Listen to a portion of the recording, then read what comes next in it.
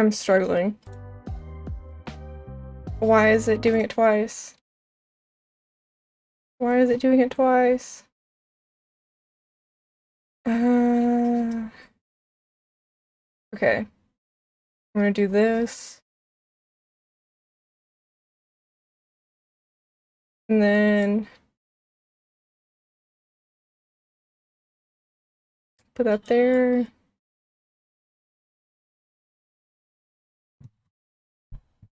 Okay.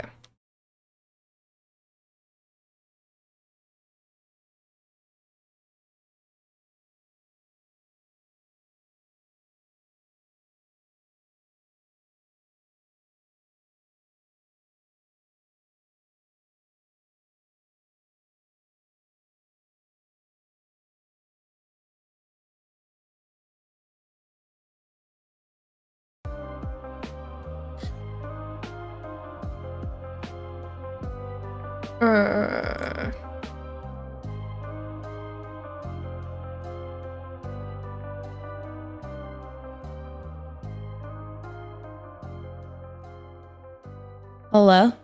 Can you hear? Yes. Hello? Okay. I was trying to. Hello. Okay. Yeah. Why? Okay, and then what's his at? I want to, because I'm putting you guys in my title. Is he a streamer? Yeah, I'm streaming. Homozygoat. I can put it in the chat, actually. Can you spell it for me? HOMO. ZYGOAT, like the animal. Perfect. Beautiful. Okay. Hi, nice to meet you. Likewise. Very excited for this opportunity to talk with you and in your community. Yeah, thank you. All right, I have epic music on in the back, so I think it'll be pretty funny. We start getting very, I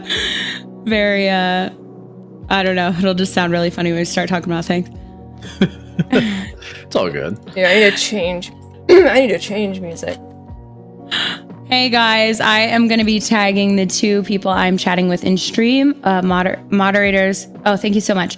So if you guys want to follow them, if you like what you hear and you also just want to see what they look like and you're curious, you can go follow their Twitch channels.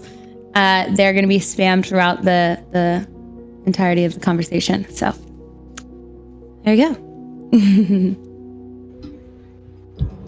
Right, just was playing with the audio levels a little bit. I'm good to go whenever you folks are, for sure. I'm trying to add you on my screen. Brain function. You guys see me? I don't see you guys, but it's fine. I don't know how to do it. Yeah, I don't see you through Discord. Okay. If I do my video, does that also take away? Does it take away from my Twitch, or I can do both at the same time? At least what I do is I like turn off my webcam and then I enter like the Discord video and then turn it back on and add a window capture for the Discord call. That's what so everyone can see us. Yeah. Is that what it is? Yeah. Oh, that's so fucking smart. You did a way better job at explaining that. Oh, okay. So I just like create another scene. Discord. Okay. Let's see if I can do this real quick. If it's going to take more than like 2 minutes, I won't. So then I'm going to just like copy my audio maybe. Yeah. Okay. Sorry, chat. I'm trying to get this set up. I'm struggling. And y'all are just laughing. I'm pretty sure I can just go like this. Oh. I'm just copying and pasting everything. Sorry, one second. No worries. Take your time. You're good. I'm doing the exact same thing. Right? I got shit. Let's see. We're boomers. Okay, so I have my camera in it.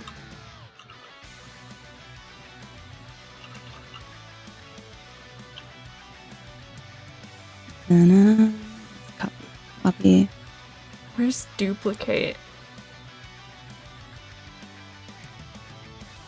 Okay, but how do I get my sound? Do you guys hear me when I'm in this one? Yeah. I still hear you. Cool, and everyone else hears me. Sweet.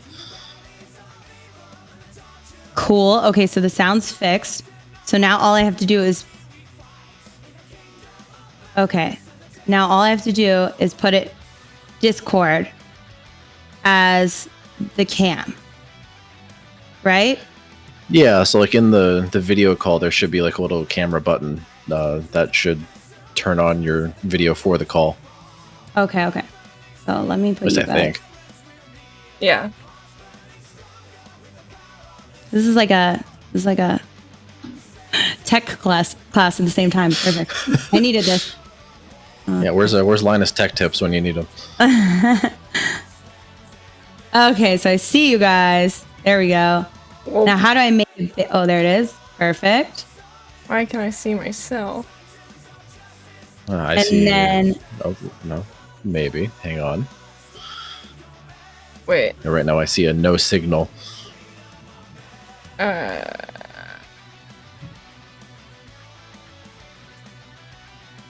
Okay, so I'm gonna just do this. I'm gonna add it. Oh, you don't see me?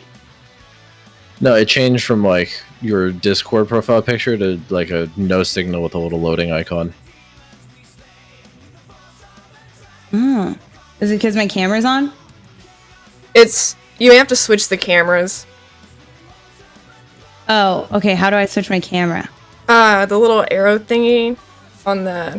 Why does my voice sound like I'm crying? The little arrow thingy on the camera that pops up. OBS virtual camera. No. Capture. No. Just your webcam. Yep, there you go. There we There go. we go. Cool. Okay. Almost there. Almost there. Now, how do I make you guys bigger? Oh, here we go. No. Just Alright. switch. Okay, got that. Yes. Well, this is a really good thing to know. So then now I should just add a scene into my Thank you for the OBS, follow. a source, and it's just going to be a Discord, and then I'm just going to click on the cam part of it. Right? Yeah. Well, I just Okay. crop it down. Okay. So I'm going to do add display capture or game capture? Display capture. You can do I- display or window. Yeah, I usually do window, I think. Oh, okay. Smart. Okay.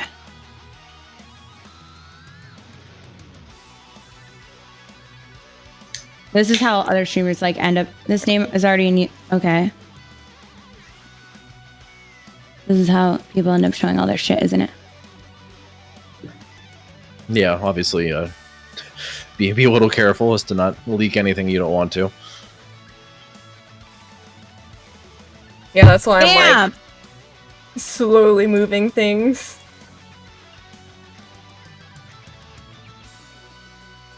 Okay. Got it.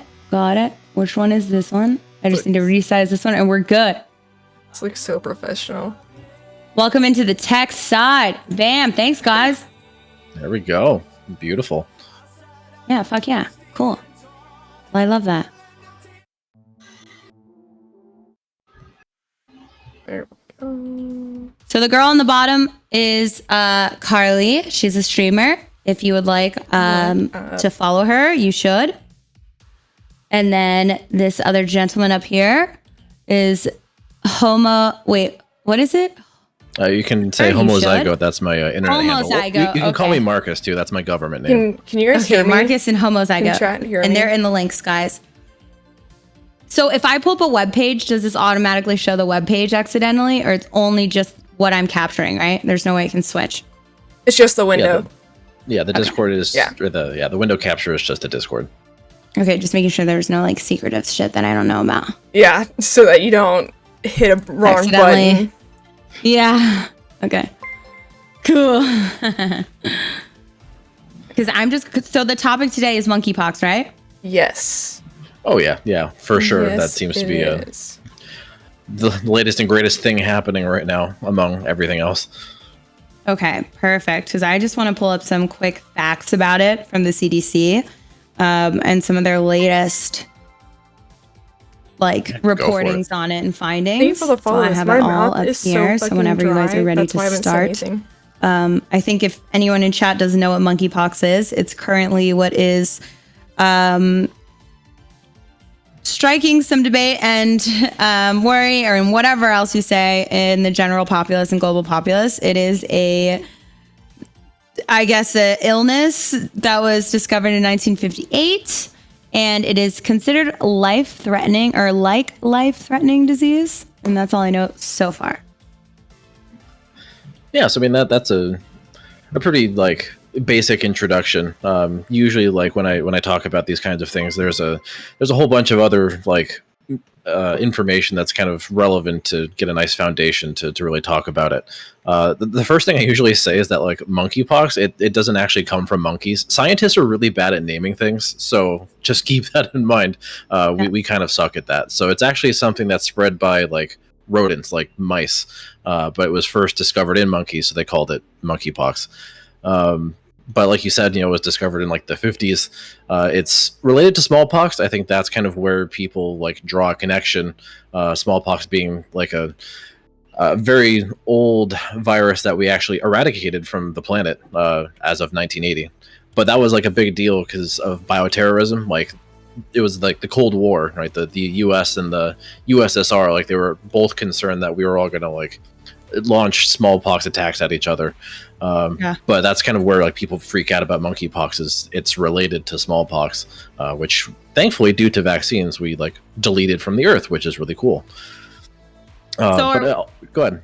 So are we finding out then, like, is there any scientific research to show, or is this the thing that if you have had a smallpox vaccination that you're less likely to get monkeypox? Yeah, so that's like a really, really big question right now. What's kind of unfortunate is like all like our parents' generation, for example, like they all got the smallpox vaccine when they were young. That was part of like the big global effort to eradicate smallpox, and that vaccine does have, I think, about an 85% effectiveness at preventing a monkeypox infection. The immunity is cross-reactive, which is awesome. The problem, however, is that immunity only lasts about 3 to 5 years. So anybody who's likely had the smallpox vaccine before, it's not going to really help them all that much in preventing infection. If they were to get it, it would probably kick in a little bit and do work in terms of keeping them alive, like out of the hospital. But just in terms of like actively preventing someone immediately from getting monkeypox, it's probably not going to be super helpful. But there is good news, like in that respect. One, because of that like Cold War bioterrorism stuff, our government stockpiled like a lot of doses of like the old live smallpox vaccine in case we need it. But they've also bought a newer smallpox vaccine that also works for monkeypox, not from a pharmaceutical company.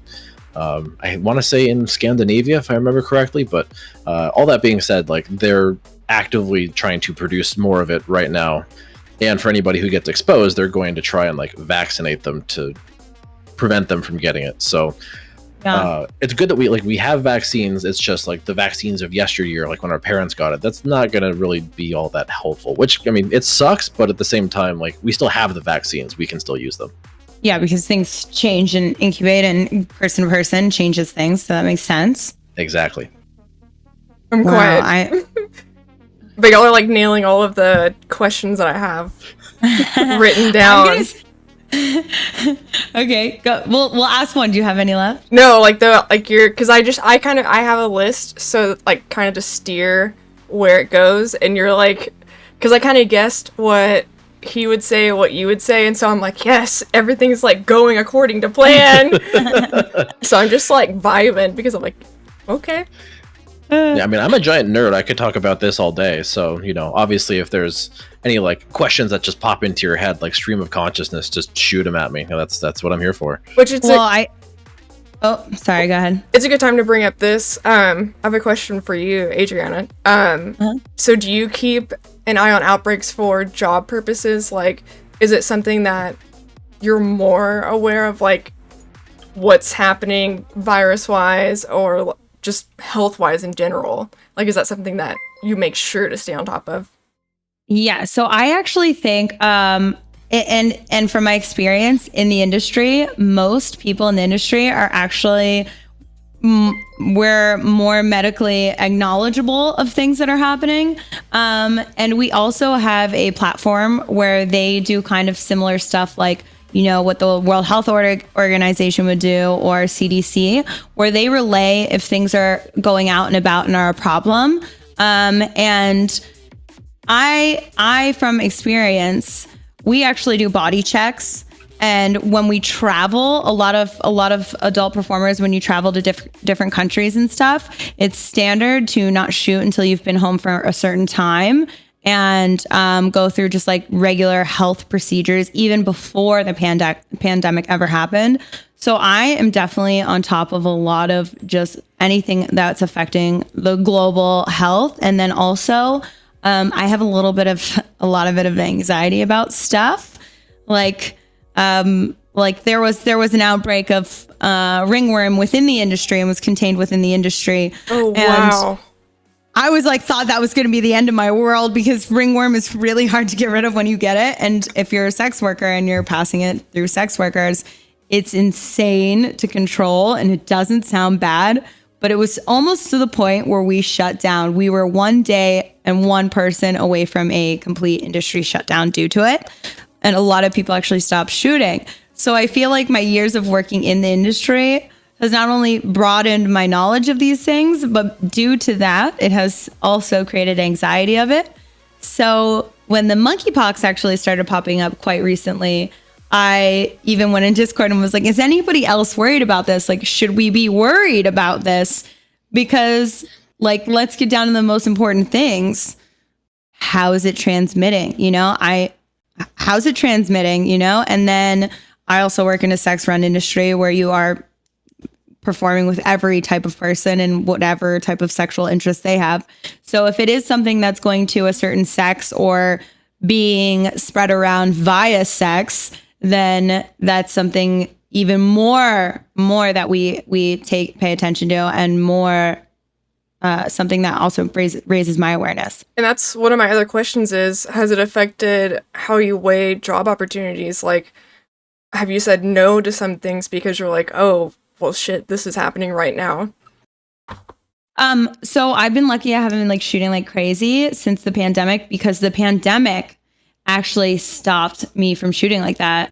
The way COVID went really, really completely made me fearsome of it. And also the way a lot of people took the vaccinations made me even more, just made me more apt to say no. You know, I there's no way I will go put myself in jeopardy. And then monkeypox, like, I don't want to say COVID or anything's better or whatever, but monkeypox, I couldn't imagine my body being covered in something, dude, and potentially be scarring, and something that could make me, my mental health and my view of myself, like, terrible. This one had perianal papules. That sounds fun, doesn't it? So like inside a little bit. Is this like what are these, like blister type things? Yeah. Like your goo. Yeah, so like blisters, pustules. You know, it can there's a bit of a spectrum in terms of like the skin lesions that you get with it. So it can range quite a bit, or it can vary, and that's kind of what I actually encourage people to do, like before they eat, or maybe after they eat, whatever works better. Is like, that's part of, I think, what can actually help stop the spread, is educating people on like what it looks like, you know, being aware about your own body.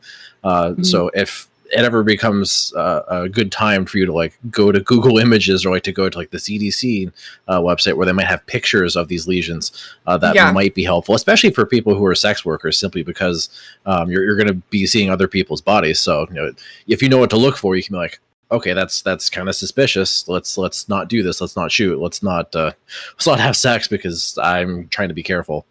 100%. And I feel like I'm seeing some people in my chat that are like, oh, come on, it's very noticeable. But here's the thing, guys, you have to understand, like, if you are just the general public, you are not looking at your body at like what you guys are thinking. It's so nonchalant.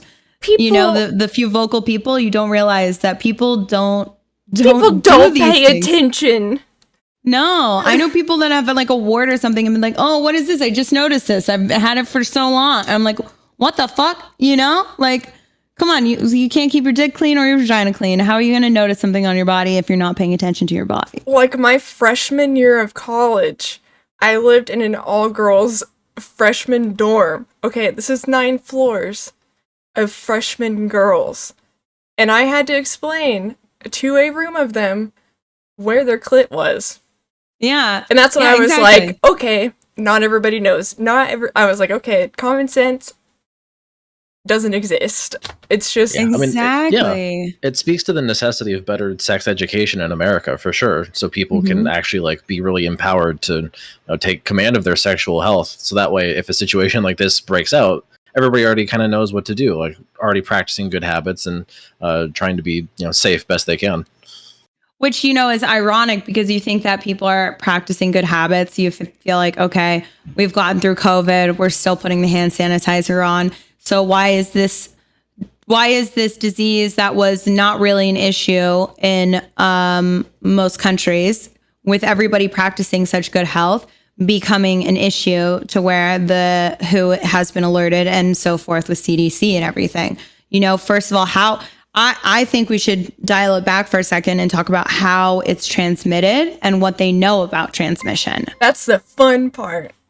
Yeah, this is where the quote unquote debate lies, and I think there's pre-existing consensus. A lot of the like turbo nerd virologists who have been like working on like monkeypox and smallpox over the years, like they kind of have like a handbook of what they know, and generally speaking, these kinds of viruses, monkeypox, they really can transmit a variety of ways. They don't really like care. They don't have like a preference.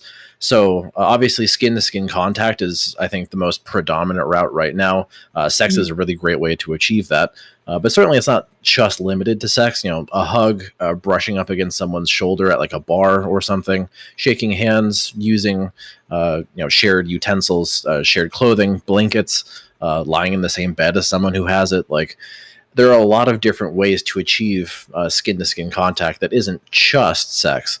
I think what kind of directed people's attention more towards sexual transmission was the fact that a lot of the initial cases came from clusters of folks who were at either raves or like saunas, the quote unquote men who have sex with men population.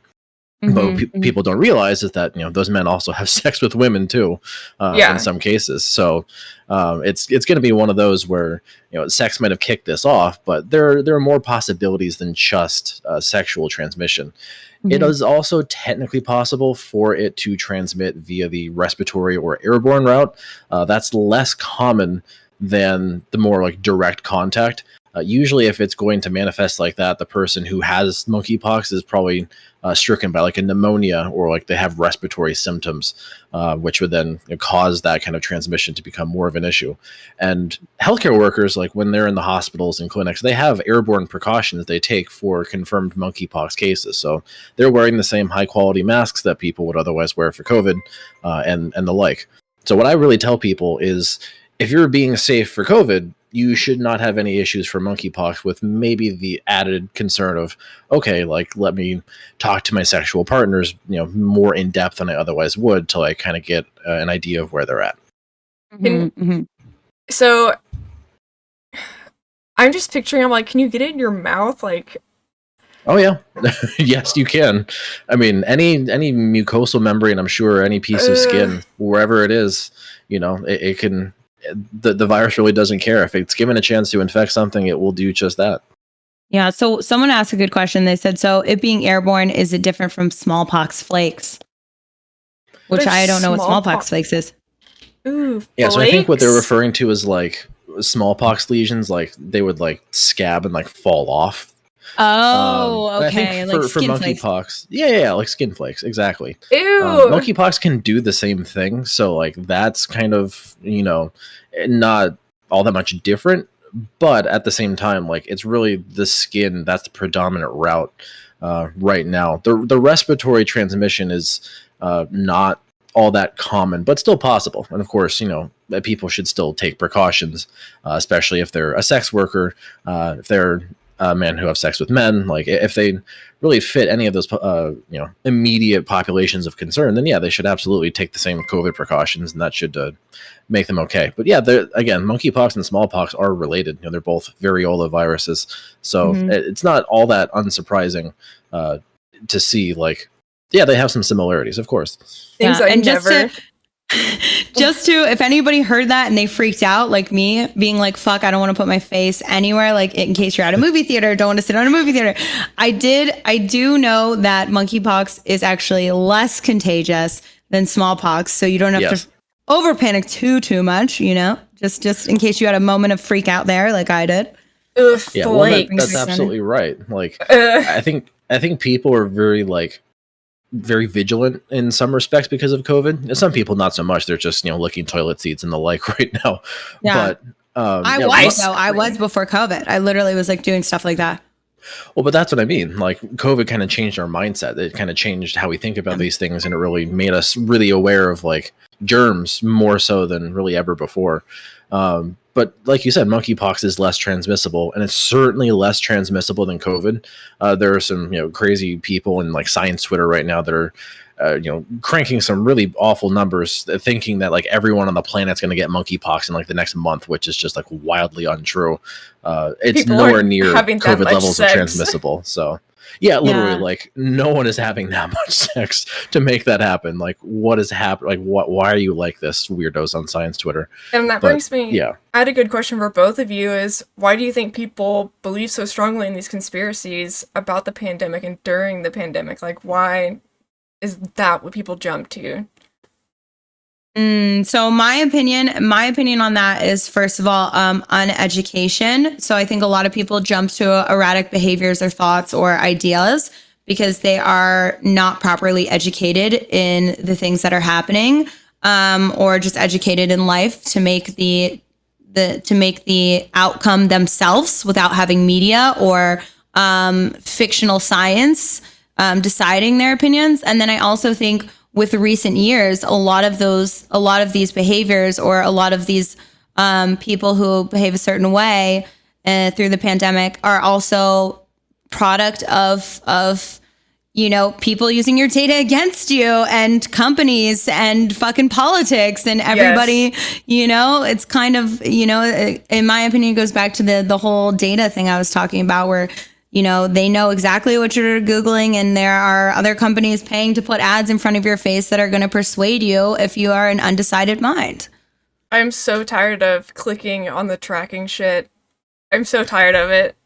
Yeah. Yeah, I mean, I think certainly like a company would try and take advantage of world events to get you to click an ad or get you to buy products, and I definitely think people in general are kind of sick of having their minds like toyed with and played with. Like the whole like Facebook election thing. Like people are just trying to use a social media site. They don't want to be persuaded to vote for a candidate based on Facebook ads.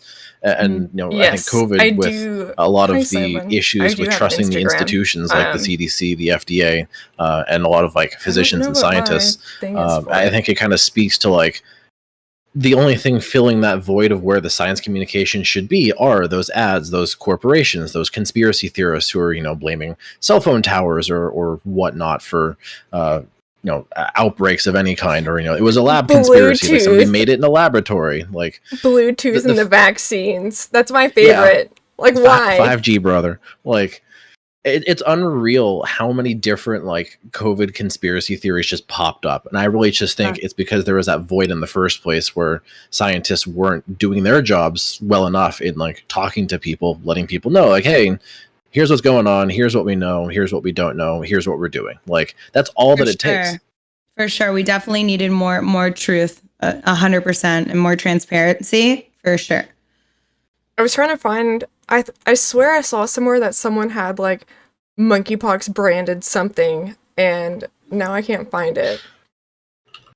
But like that happens now too. Is someone would come out with like a monkeypox condom, like just stick that on there. Oh yeah. To try and make a quick buck, and then to bring humor to things that are like there are certain situations where humor is okay, and then like when it comes to just the way people can perceive things, if it's something that's important, such as diseases and epidemics and all this stuff, you shouldn't put humor to it. Like, I never joke about putting a condom on and not getting pregnant. Never, ever, for sure. Like, I'm always fucking put a condom on. I don't want to get pregnant. So I think all that stuff's really no one bizarre. I don't want them. I was gonna say no one wants them kids, but a lot of people do. I don't want them kids. Yeah, right, exactly. Not when we have monkeypox and stuff now. Having a little kid running, because you would get it if you would 100% get it then, because they run around with their little germ fingers, and they have like snot. Yeah, coming down there. I mean, kids are little petri dishes. I mean, that's how a lot of people are unfortunately getting COVID right now, because their kids are getting it at school and then they bring it back home. And I know, at least as far as monkeypox is concerned, there was, I think, one case in Ontario, Canada, I want to say, where a child actually got it. How, they don't know, but they weren't isolated and they went to school in a classroom with all of their classmates with monkeypox. So, you know, when things get into like schools, kids are basically walking vectors of disease more so than adults sometimes. Yeah. So, and you know, I was just reading here too that they actually thought monkeypox was like eradicated except for in the Congo. So, and they still have, because I thought this was interesting. They still have not figured out how the virus circulation is maintained in nature, because I was thinking, well, can my dogs carry it to me? Is that a thing? And that's why I keep an eye on these outbreaks. Is my first thought is always, oh shit, how long until this infects pets?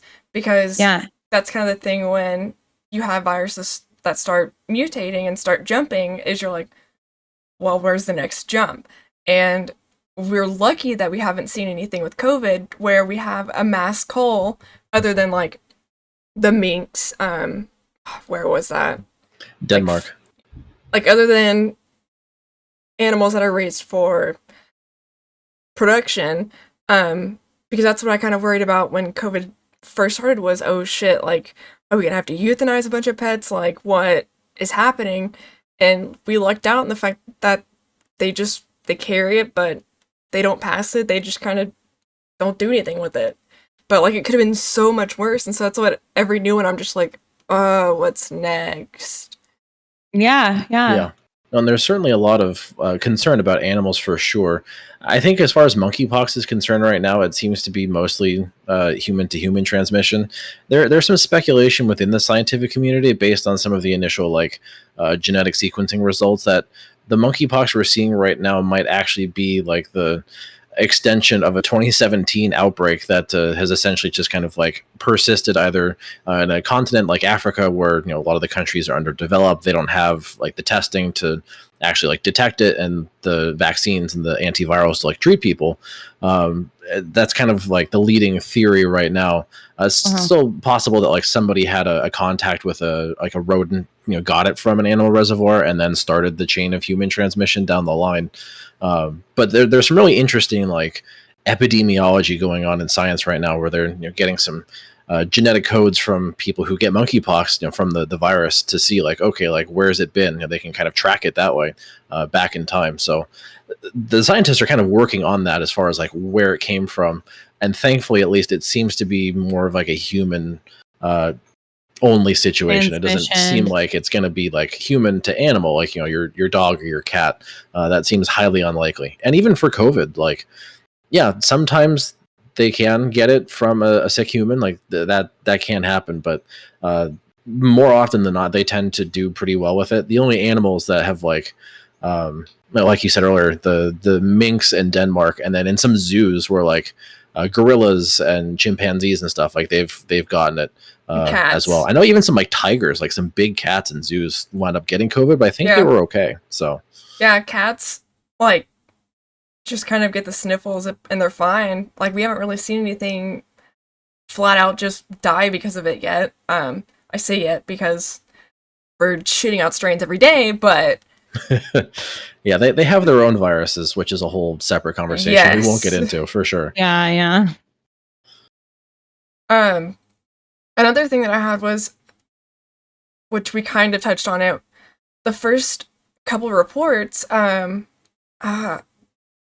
who, it was in the UK there, who reported it, but like literally I was reading through and it was just like a record scratch because they said bi and gay men should be aware, and I was like, whoa, that is a very big thing to say in an initial report, because you're just throwing a huge red flag over a very big group of people. And it's like, and they didn't give any other information. They didn't give any reasons what led them to saying that. It was just kind of like, oh, if you're gay, watch out.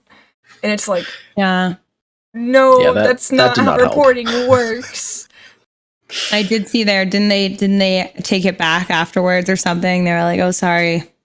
Yeah, it was like Maybe it was like an apology, non-apology from like the UK's version of the CDC. They were like, "Oh, sorry, we didn't mean to phrase it like that. Like, we did an oopsie."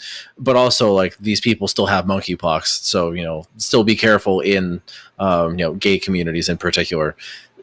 They just kind of rushed to like say gay, like it was a little premature, and I think they could have absolutely like just said, okay, there's some cases, like we're doing the contact tracing, like you don't need to put gay people on blast like that. And it's hard enough for us already. That one was just because of the bathhouses, right? Like it wasn't. Yeah, I think there was, I don't know how confirmed it is, but one of the alleged first like spreading events of monkeypox was at a gay bathhouse. But that's, I think, speculation from us on the outside looking in. Mm-hmm. Mm-hmm. Like, but yeah, they could absolutely do a better job of communicating around that. Like, you would think we learned our lesson from HIV when that happened. Like, that was a whole big deal. But here we are making, unfortunately, some of the same mistakes. Because you have a lot of people that are just like, I'm not gay, I'm not fucking dudes, and thinking, oh, they're not gonna catch it. When, oh, surprise, you have pimples on your butthole. Like, mm-hmm. Yeah, I mean, anywhere, really. I know there have definitely been some penile lesions reported in the literature so far, so. Oof, that sounds so terrible. So how many cases do we know? Because I don't. Do you guys know how many cases there are globally right now, or like what the percentage of it is, why we're being alarmed? Oof, I'm trying to confirm this number. I saw something yesterday. I want to say it was like 600 total cases globally, with a decent chunk of them being in the UK right now. But there are like 20-something countries that do have monkeypox cases ongoing. So I think that also kind of speaks to like how global our society really is. Like someone somewhere around the world gets one of these things, and then suddenly it's everywhere because plane travel. And that's what's been interesting for me to watch, is the distribution, because the person that initially was like the first infected in the US got that from Canada. Meanwhile, there were like no reports about Canada having it. It was all in the UK, and it's just kind of like, okay, who traveled where, who did what, like what in the world is happening that all these people, which we found out was a rave, but it's just kind of like, it's crazy. Okay, so it was a rave. It was a rave, but that was behind it, because someone in my chat, by the way, just said it's 550 cases in 30 non-endemic countries. So there could be more, and these are only confirmed cases. And we're going to see more. I mean, that's what I tell people. Like, expect to see more. And I think part of that because we're aware it's a thing and we're actively trying to look for it. I know some of the scientists are trying to like improve the tests, make the tests like work better, and to like make more of them and distribute them, so that way people have a better idea of like who has it and who doesn't, which obviously is really important right now. But people are looking for it. Public health officials are on the hunt, and at least as far as the US is concerned, the CDC is operating much quicker that way. Like the time from when someone goes to the doctor being like, hey, this looks kind of sus, to CDC confirmed it was monkeypox, it's like 2 or 3 days, which is a hell of a lot faster than the beginning of COVID. So yeah, things tend to be moving faster for the time being. Part of, I think, what is concerning, though, is that obviously we still have a lot of COVID to contend with. So, this is kind of another like stress test. Like, we're already kind of strung thin. Last thing we needed was monkeypox. And what's also coming back to the point of labels making things harder, then like that adds another element of people not reporting accurately because it's, well, I'm not gay.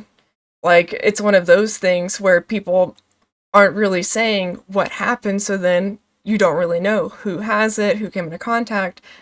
And that's also what's been interesting is the reporting, like, between countries, between people and doctor, the hospitals. It's just everything is all over the place. And I think that's kind of the most harmful is everyone's working against each other when we should all be working together, because we would have less shit shows. Yeah, unfortunately, like, you know, obviously I tend to get most of my information before I go to the CDC to WHO.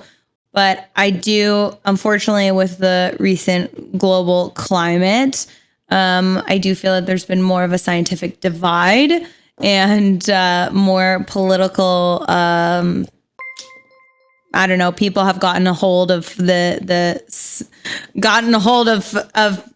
you know, being the ones that tell the science instead of, you know, just like science and scientists. Yes. And yeah, you know, our systems, it's a lot harder, definitely.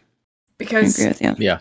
I mean, that's been like the meme for COVID is, you know, everybody suddenly now has their epidemiology degree and is qualified to like start talking about COVID as if they've been working on this for years. Yes. You know, what I tell people is, you know, at least when I do it, right? Like I've got 2 degrees in microbiology. I'm working on my doctorate right now.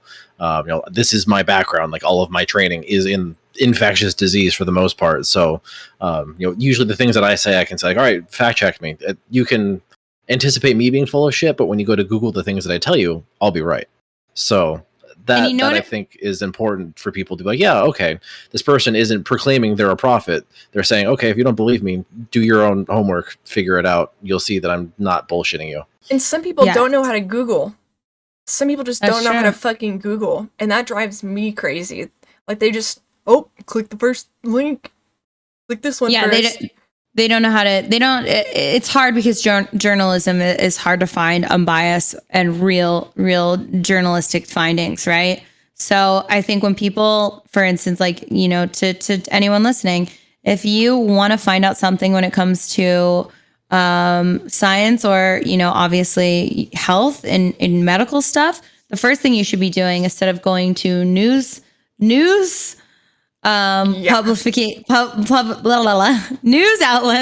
and news websites is you should always go to the science websites, you know, go to the science community medical websites that are actually backed up and like he said, he's studying, he has his degree. It's like, make sure if you're reading stuff online, you're not just reading from, for instance, your local news, if you really want to have the knowledge in it. And that's what I found. There's a whole Twitch community of scientists that are willing to talk to you about these things, and that's how I found Marcus, is through that. And that's one of the things is people don't understand scientific papers are hard as shit to read. There's so much useless bullshit thrown in there to meet whatever requirement, like you have to skim it, but people will just like immediately jump on one, like the first one that they see, and they're like, oh, this is the law, this is it, this is the whole thing. And it's like, no, that's not how this works. Like multiple people have to prove this. Like the first guy that's just like, oh, I found this, isn't the expert on it immediately. Yeah 100%. Yeah, so, I mean, we kind of like joke on that. Sorry, slight plug. We actually have a lot of like academics come on to stream Thursdays on my channel. We literally call it the Ministry of Science, where we have a lot of like people with degrees to like come talk about what they do. One of whom is actually like a CDC employee. I call him the one sane employee still in the CDC. Shout out to Dr. Neuro, who's currently sick with COVID right now. But to kind of underscore your point, Adriana, like there are now slowly but surely people like stepping into like online spaces to like talk to people. There's still not enough of them, but at least some of us are like trying to work on that issue. Yeah.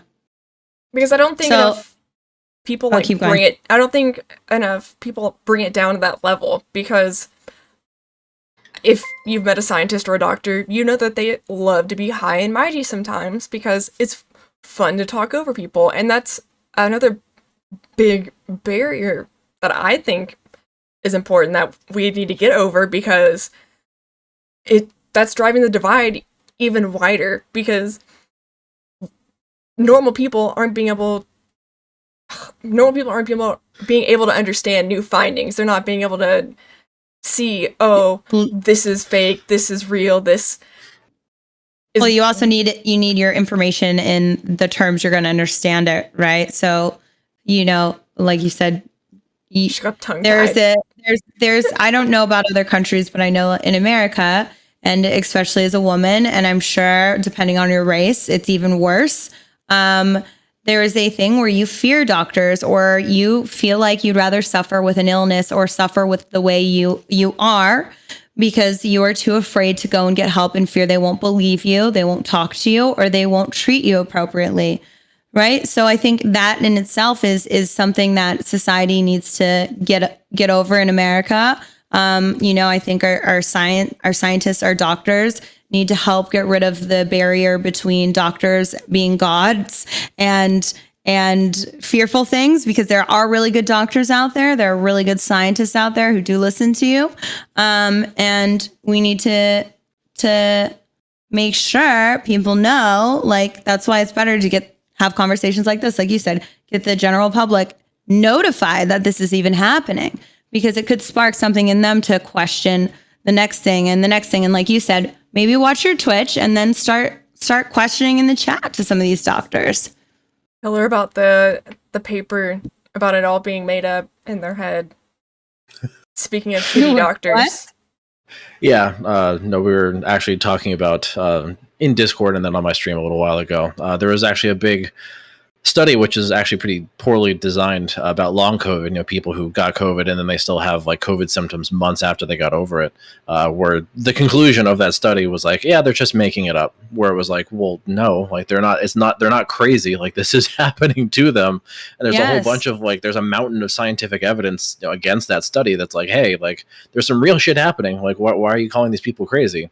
But it was like the biggest government entity, the National Institutes of Health. Like they funded this study. They ran that study to be like, yep, it's just in people's heads, which is insane. Like it's a testament to everything you just said, Adriana. Like doctors just think that they're these high and mighty arbiters of medicine, and that sometimes they can play God if they feel like it, and hold people's lives in their hands. When in reality, like no, you have to be concerned about how people were doing, like in the moment, concerned about their material conditions, making sure they're getting what they need, and hopefully getting healthcare. So yeah, scientists, I think the medical education really needs to improve in that respect, for sure. Yeah, I agree. I wonder if it has something to do with the way like insurance, like not to get too into a tangent on like our government entities or facilities, but I wonder if the reason why some of it is continued is because of the accessibility to healthcare, especially in America, and because of like health insurance, right? Like if you have good health insurance, you get treated with good doctors, and good doctors who are getting paid to be good doctors, I find, actually care. I'm sorry, if you're happy being a doctor and you're not in this shit, you're going to listen to your patient more. And when you know you're getting paid, as well as putting in that extra effort, you're going to fucking listen. When I didn't have health insurance, the type of healthcare I received and the treatment from doctors that I received was a whole different experience, So I also think like, it's such a hard thing to change, because you got to change two things at once. You got to change people and the institutions as well. Because some doctors just straight up suck. They just, some of them suck. Yeah. I literally, I just found out, I mean, I have a thyroid problem. I've been going through it to give him a little background, but I just found out I have Hashimoto's, or however you say it. Oh, Hashimoto's. Wow.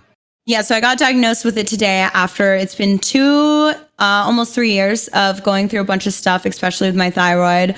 And up until I found a new doctor about 6 months ago, I was suffering, and I was being told I had allergies, or I would just have episodes where my skin would do these weird things and I'd be in a lot of pain and things would happen. I'd be depressed, and I just wouldn't go because I would cry and be like, they're not going to tell me I have anything. And I started to document myself like crazy. Like I even feel crazy for documenting myself because I was like, they're not going to believe me that this is happening if I'm not documenting this to be like, here's my proof behind my verbal proofs, my verbal truth, you know? Yeah, I mean, the fact that you have to like document your own health, like you're a detective, like this isn't a legal thing. Like you should be able to just go to the doctor and have them be like, oh shit, sorry, you're like feeling really poorly. Let's try and get to the bottom of it, rather than like, well, you're just suffering from a couple of sniffles. Next, I think like a really big part of why doctors are kind of assholes like this sometimes is because they kind of get abused by the same system. Like they're there to just see person after person after person. You know, when I worked for doctors, they were seeing, 30, 40 people a day. Like you can't, regardless of how much you like your job or not, you can't really give people time and attention that they deserve if you're seeing one person every 15 minutes. Like that's just not viable. That's not going to work. So they're kind of forced to just churn out people to try and like be productive workers themselves for like the hospital or whatever medical clinic they work for. Obviously some doctors are just assholes. Like that by far and away is like objectively true, because people go to see doctors and they just turn you away for like stupid reasons. But part of that also lurking in their brain is like, I got a ton of student loan debt. I need to earn my money. Like I got to see all these people to like make the administrators happy. And so I'll just, take it on the chin and see people all through my lunch break and work, 12-hour days and ridiculous hours. So, the doctors are certainly like part of the system and part of the problem, but they're also victims sometimes too. And I think we can, be empathetic towards them while also trying to like reform medical education to make them less assholes and try and improve their material conditions. That way they're not also just, upsetty spaghetti every day as a default state. Yeah. So is there, okay, so like when I don't know this, so like when I got my boobs done, there is like, when I went to get my doctor for that, there's like the American Plastic Surgeon Society and board certifications and stuff. Like what is there for just normal doctors, for normal people that are just like, hey, like, is there like things like that? Like, obviously you want to see if a doctor is licensed or not, but is there like some standards that are easy for normal people to easily like look up and be like, oh shit, he's with that, and this is how we know it's a good doctor, and start maybe there? Yeah, but I think that's probably going to be like pretty piecemeal if any of that exists. Like obviously every specialty is going to have like their own respective like professional association. And certainly that's going to have some degree of standards for like how that doctor has to conduct themselves and kind of like the typical tests and medications and stuff that they would give, their thought processes for, certain illnesses and the like. But obviously like to an extent, it's going to be kind of impossible to like micromanage what happens in an exam room. And unfortunately, that's kind of where the situations crop up is, you're in the exam room and they say, oh, well, it's in your head, or, take an Advil and come back in a month if it's not getting better or something, rather than just like taking you seriously, maybe ordering some blood work or some imaging scans or whatnot. So, I think a lot of it is just that like, when these people go to medical school, they're having all this information crammed into their brain. It's really difficult for them to remember all of it, but they get through it. They're forced to work residency for a couple of years on top of it, maybe a fellowship, depending on what specialty they're going into. They've been in school for like half their life practically. And by the time they're out, like they just want to see people and just go home. Like they're tired and they're already kind of burnt out. So I think it's certainly like there should be standards doctors have to abide by, like, absolutely.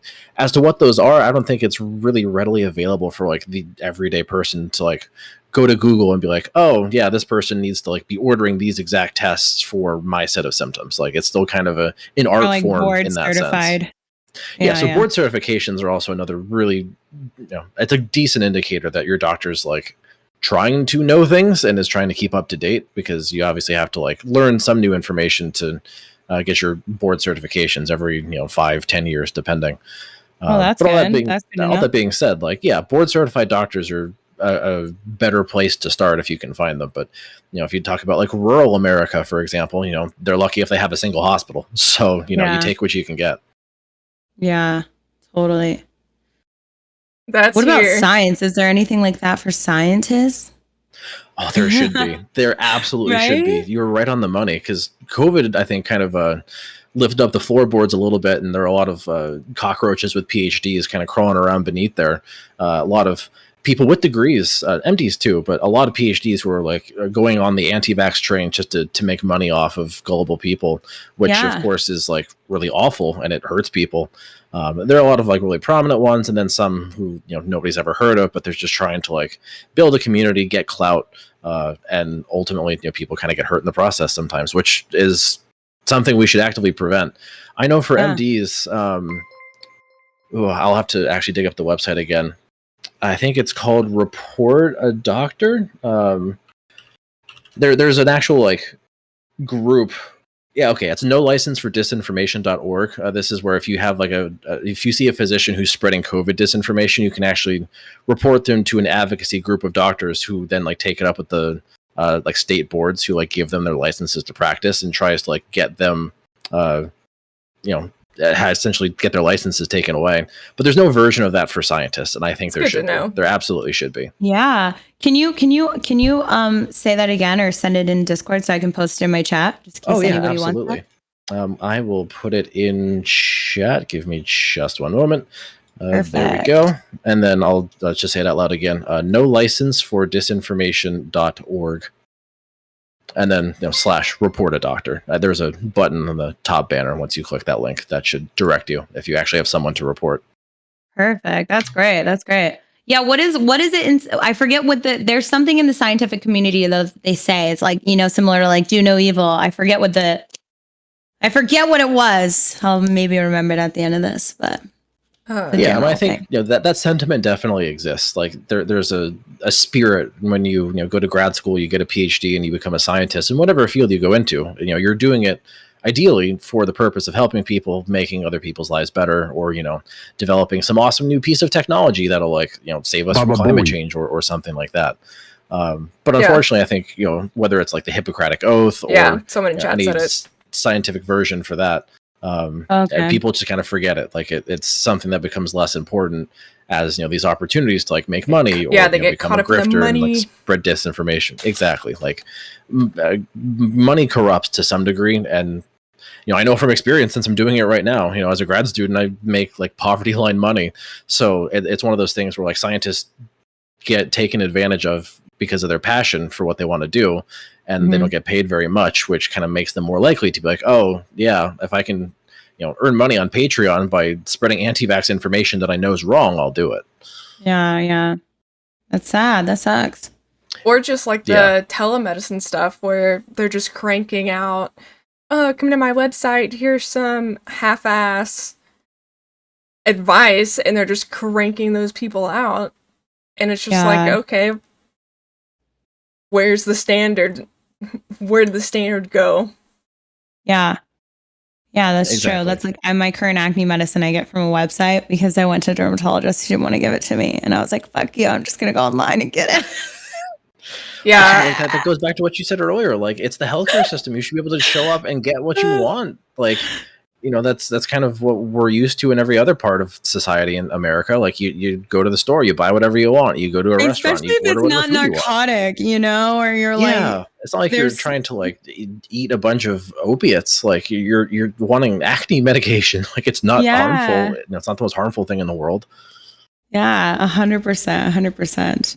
Oh, but they'll give you antibiotics. They'll give you whatever freaking antibiotic. Oh, yeah. That's crazy. It's crazy. They'll give you antibiotics before you have a problem. That's what I hate. Everyone wants to give you antibiotics before something arises. Like when you go to doctors, they're like, take this before this. I'm like, no, I'm not taking this until after I get the issue. Because if I might not have to take it, I'm not going to take it because my gut does not want to deal with this right now. Okay. It cannot handle any more antibiotic bullshit. And they don't culture enough. They don't fucking culture enough. And I'm just you could be using the wrong thing. Like, I hate the whole, we'll start taking this, and if it's not working, we'll switch it, but if it works, hey, that's good for you. Yes, I don't have 100%. To see you, is basically what they're saying is, don't come back, please. And I think that's, it's lazy medicine. That is the one thing I hate, is lazy medicine. There's no sense in it. There's none. Mm-hmm. Agreed. So, okay, so back to monkeypox then. Now that you guys know. Okay, so let's, okay. So let's why first of all, why should the general public be worried about it? First of all, why should we be talking about it and bringing awareness to it? For the reasons and just the topic of monkeypox itself. So I think this like, is... what is it going to do? Is it going to, like, we think it's, you know. I think this is a good time to throw up. We definitely need to look at when to panic and when to be concerned. Like, that's one of the big things here is be aware, but don't be, the sky is ending, like, but these are things that, but there are things that you should be keeping an eye on. But also, the more you read, the more you know what's going on. Because if you don't know what the fuck's going on, you're not really living, you're just a robot. So that's also the crazy thing to me is when people are like, how do you know all this stuff? It's, why don't you want to? Why aren't you wanting to know more? Like, if you don't know something, why are you just sitting there going, well, guess I don't know that. Guess I'll never know. And it's like, no, just go find out. Look it up. Look it up. Exactly. And the more people, I mean, for instance, my reason why I think the general populace should be aware of it is just because of how interconnected our fucking globe is, our world is. I think it's very good to be on the know for things because even if you don't travel, we live in a very small world. It's not actually that big when it comes to viruses, diseases, or just anything along that nature, even fads and trends. Look how quickly they spread. So I think it's good to just know those things because then you can actually do your part in not making it worse. But what do you think, Homo? I feel so weird saying your name. I just want to say Homozygoat. I like keep forgetting the second part of it. Zygote. I don't know why I should. He's also a homo, so it's fine. Look, I literally do not mind if you call me that. I've been called much worse things in my life. Like, that's kind of the joke behind my username, is it kind of anybody who like unironically hates gay people, like they put undue emphasis on the homo part, and it's like, oh, okay, now you're being weird about it. Nice way to out yourself, but no, you can call me homo. That's totally fine. Okay. But all this to say, like, I think you're right on the money when you mentioned like how people in the general public, like why they should be aware. And I would, add on to that, of course, how you become aware. I think part of that, like I mentioned earlier, is just trying to figure out what it looks like. So you know what it looks like. It's still kind of gross, but that's still worthwhile. Can someone show what it looks? Should we show what it looks like? I don't know what Twitch terms of service are like as it pertains to that. Considering they're a little weird, I would just play it on the safe side of like not necessarily showing it. If you Google it, they'll be able to know from your reaction. It's that. I told you guys. Here's the thing, and that this could be a good segment. I'm more afraid of this monkeypox than I would be of COVID because, like I said, I'm a very depth vein person. So if I were to have to walk around for an extended period of time with a horrific looking illnesses all over my body, I would get into a deep depression and I would get into a panic of scarring or what's going to happen to my skin because I get keloids easily, I scar easily, and it would just cause my whole current mental state to spiral into something that would take probably months to recover from just by getting some illness. But they also look gross. Like, yeah, that's what I'm saying. Like, I freak out with pimples. Could you imagine? Like, wow. Oh, I don't know if you saw the picture that I made. I just sent it in the Discord for this. It's a masterpiece. And here, it's a masterpiece. Go ahead. Here's another thing. Is like if you get monkeypox, are you doomed to get like what this looks like? Oh shit! I love this picture. Oh shit! I'll post it. Save this image. I love the picture that you got. It's great. Let me tell you, Googling Adriana Chechik, nurse and doctor.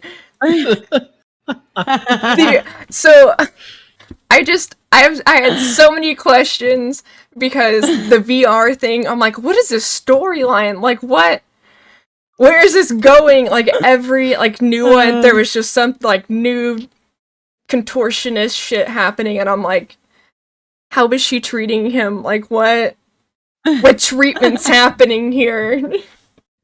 Yeah. You guys got to see it. It was funny.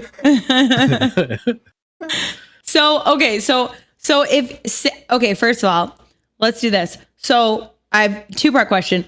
What are the early onset symptoms of monkeypox? And is everybody doomed to get those type of lesions? Is that if you get it, yes, you will have this, or what's gonna happen to me? I just found out somebody I know was in contact and has monkeypox. What do I think now? What's the next step for me, and what's happening? Yeah, so some of the first symptoms, don't touch them. The skin lesions don't pop up like right away. It takes some time for those to develop. It's kind of important to know for people the incubation period of the virus. The time it takes for like when someone gets it to when symptoms appear can be anywhere from like 5 to 21 days. I think the average is somewhere between 1 to 2 weeks. So that kind of makes it tricky in some respects for people to like continuously be aware to be, I guess, vigilant over that time period, especially if they're a close contact of someone who has it. But at the same time too, it also does kind of help in the broader scheme of contact tracing. It gives public health officials more time to like do the legwork. Whereas with COVID right now, it's a 3-day window, and then you're off to the races at that point, spreading in between. So at least with monkeypox, you're going to get possibly some fevers, some aches, kind of like the more like systemic symptoms, maybe some fatigue. But then one of like the big distinguishing factors is swollen lymph nodes. So that's something definitely to be on the lookout for, especially if it's immediately obvious. If you feel around your neck or your armpit or something, and you feel like a swollen lymph node.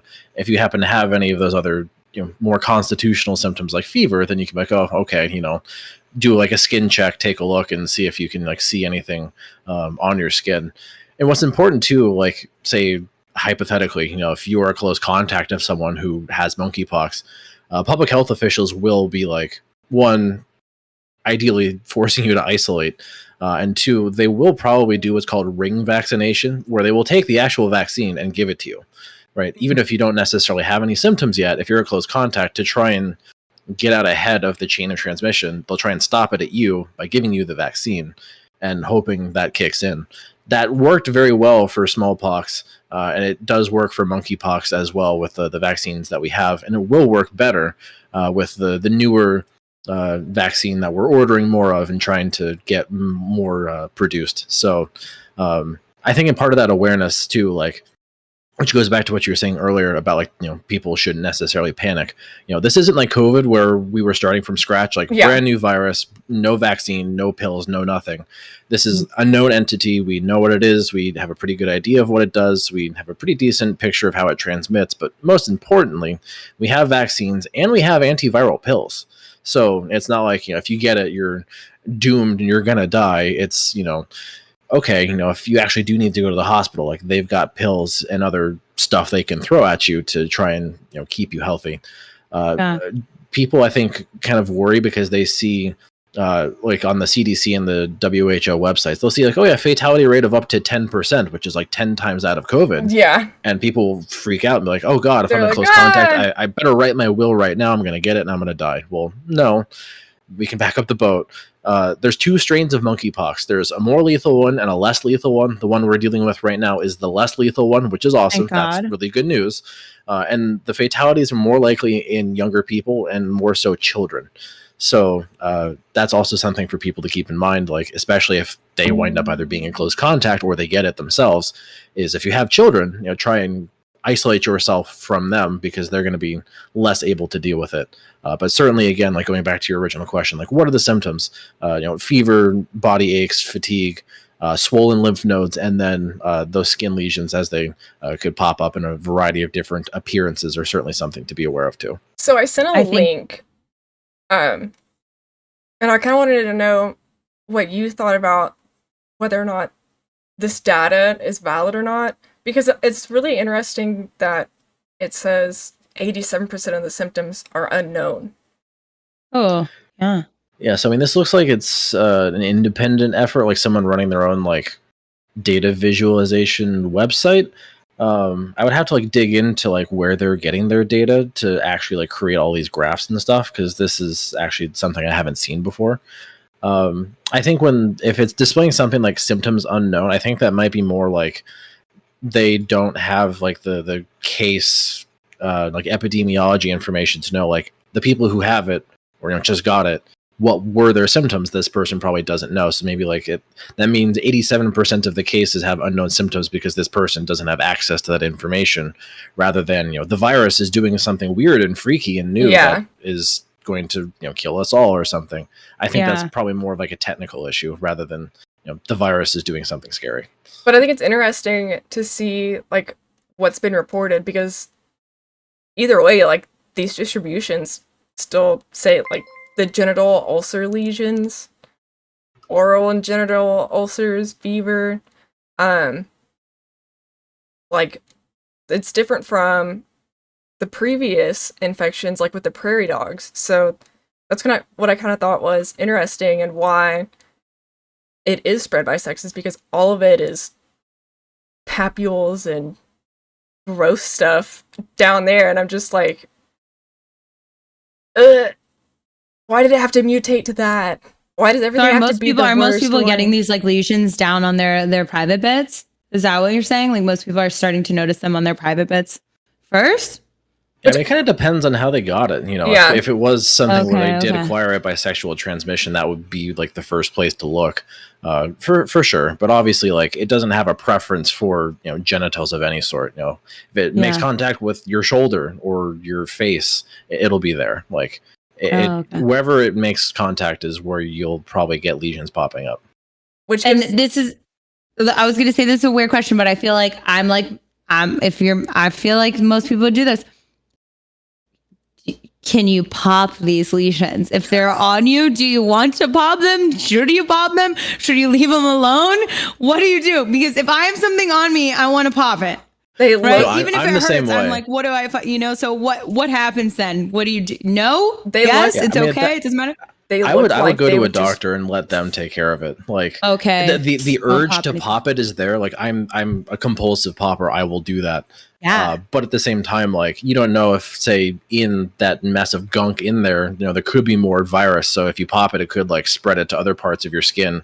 The fluid like gets everywhere. Yeah. So that might be something to like lean on a doctor for. If they want to actually like cut it open and drain it, then they'll have all the like medical supplies and everything to keep the area sterile and take care of it. But I think also at the same time, everything in HIPAA cleanser out, guys. Not always the go-to strategy, but a lot of people, at least in the early case reports I've read, they basically just have to wait it out and not pop it, because eventually they'll scab over and then flake off and new skin will come in and it'll be done. But that takes a couple of weeks from, again, some of the early reports that I've read. And someone also said if you pop it, then it might scar. Oh, yeah, also true. Yes. Yeah, in the spirit of vanity, that might be also something to avoid doing. And those look big. Yeah, that's what I'm saying. That's why I feel like I would pop them or something, or they burst or on their own. I don't know. If I had that, I'd pop. I don't know. Yeah, the pictures make it look like Osmosis Jones, where it's just like gonna burst. I did actually read something last week when I was in the Discord. I was like, what the fuck? Where they did say that it can transmit through your clothes if it's like touched anything or something. They don't know how long. I believe they don't know how long it lasts on clothes, but like your sheets, your clothes, like similar to like poison oak and stuff like that, where you don't want to like be on anything you just touched. Yeah, surface transmission is more prominent for this than it is for COVID, for sure. So, it can absolutely transmit on clothes, bed sheets. If somebody who has a lesion like scratch it, with their hands and then like touch the countertop, somebody else could come along and they touch that same countertop, then there's a transmission event. It can be that simple. Ooh, what's the reality? I should like start wiping all my shit down again, like my groceries and shit. Someone So I wouldn't like go that far. You know, even Okay. like for COVID, that actually didn't wind up like making that much of a difference in terms of like spraying down your groceries.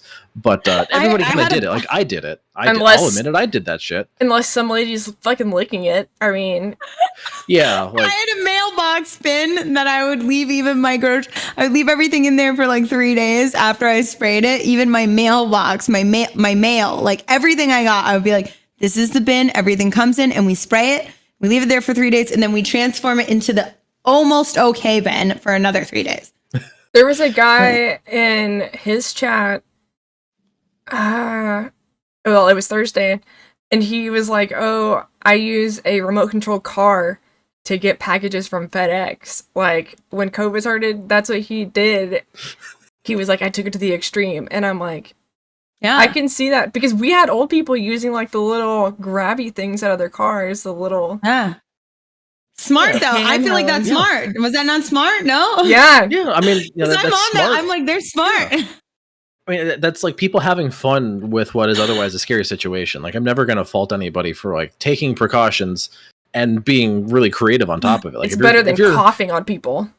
Exactly. You know, it could be a lot worse if people were, you know, trying to decontaminate their mail twice over. Like, okay, you know, it might be excess if we find that out later, but for now, decent strategy. I'm not going to fault anyone for doing that ever. So if it doesn't hurt anybody, like, why not? Fuck it, go for it. So we can kind of abide by that same precautionary principle if it pertains to monkeypox. You know, if you have a new sexual partner, you know, it might be wise to just like wash your clothes when you're done, or wash your bed sheets, or something like that, just to kind of keep everything contained. Yeah, I think we can be like actually pretty sex positive about this while also being careful. So, okay, I have to say something though. Okay, and it might be a bogus thing, but I'm still going to say it. So I just read an article, and I normally read them from good shit, so maybe it was like a good website. I just read an article about how the UK, men in the UK, who answered this question and stuff, don't wash their sheets the most out of any men that they did the questionnaire on. And the average was a year. So maybe that's why there's more of it in the UK, because men only wash their sheets in the UK once a year. oh And my I swear it was like a pretty reputable site. I gotta remember where I found it from. But it literally last month I read that. Okay, I'm going to like try and fact check that, because if that's true, like the British men are not okay. Oh my god! It's a known fact that sorry guys, sorry. That's so much I'm like sweat between sex workers. That British men are a lot dirtier. That's when so it comes much to like sweat. their hygiene than most men. Actually, it's pretty funny. No shit. Yeah, a survey of 2,200 UK adults found that men have worse hygiene than women when it comes to their bedding. Almost half of UK single men wash their bed sheets once every 4 months. See guys? See guys? Wow. It changes when they get into relationships, apparently, meaning their partners convince them to stop being a bunch of like dirty slops. Disgusting. Like, what is that? I change my sheets every 2 days because I have acne. Yeah, Every I know. 2 days. I change my pillowcases out at a pretty similar frequency, and I wash my sheets, you know, at least once every 2 weeks, if not once a week. Can't imagine a year. I know, right? The dead skin cells that would build up in that. Like, I see skin cells around my house. He like, would have like crazy. An outline. Yeah, like a chalk outline. Himself. But maybe there's a correlation between like, okay, I mean, I guess maybe we'd need more countries to do the same questionnaire. But, you know, well, UK has the most outbreaks right now of monkeypox, right? Yeah. Yeah, they have the most so far. That might be due to their proximity to like where some of the first spreading events happened in like Belgium and in Portugal and Spain. But maybe it's also because they're a little bit more gross than we gave them credit for. Yeah. Oh. Exactly. Oh God, yeah. I literally have a couple of British folks in my chat, so when they return, we're gonna have a bed sheet talk. Yeah, like why? It's a weird thing, right? Hold on, I'm gonna grab water. My mouth is so dry right now. Yeah, no worries. That's crazy. I feel like That's nuts. I feel like the like because I'm also somebody that like likes to freak out about everything because I don't like to get sick, and I've been sick so much in my life, you know? Yeah. And I love to do my own research. But you know what's crazy is I'm so in tune with my body. I often lead doctors to what I believe was wrong with me in the first place. And when I have an issue somewhere in my body, like for instance, if I've had any issues from shooting scenes, I can be like, oh, I have a cut internally right there. And they will be like, how the fuck did you feel that? I'm like, I can tell exactly where it is. So I'm very in tune with my body, but I feel like as time goes on, it's like, it's for like, you know, this type of prevention. It's more so like not freaking out and being like, oh fuck, I don't want to get this.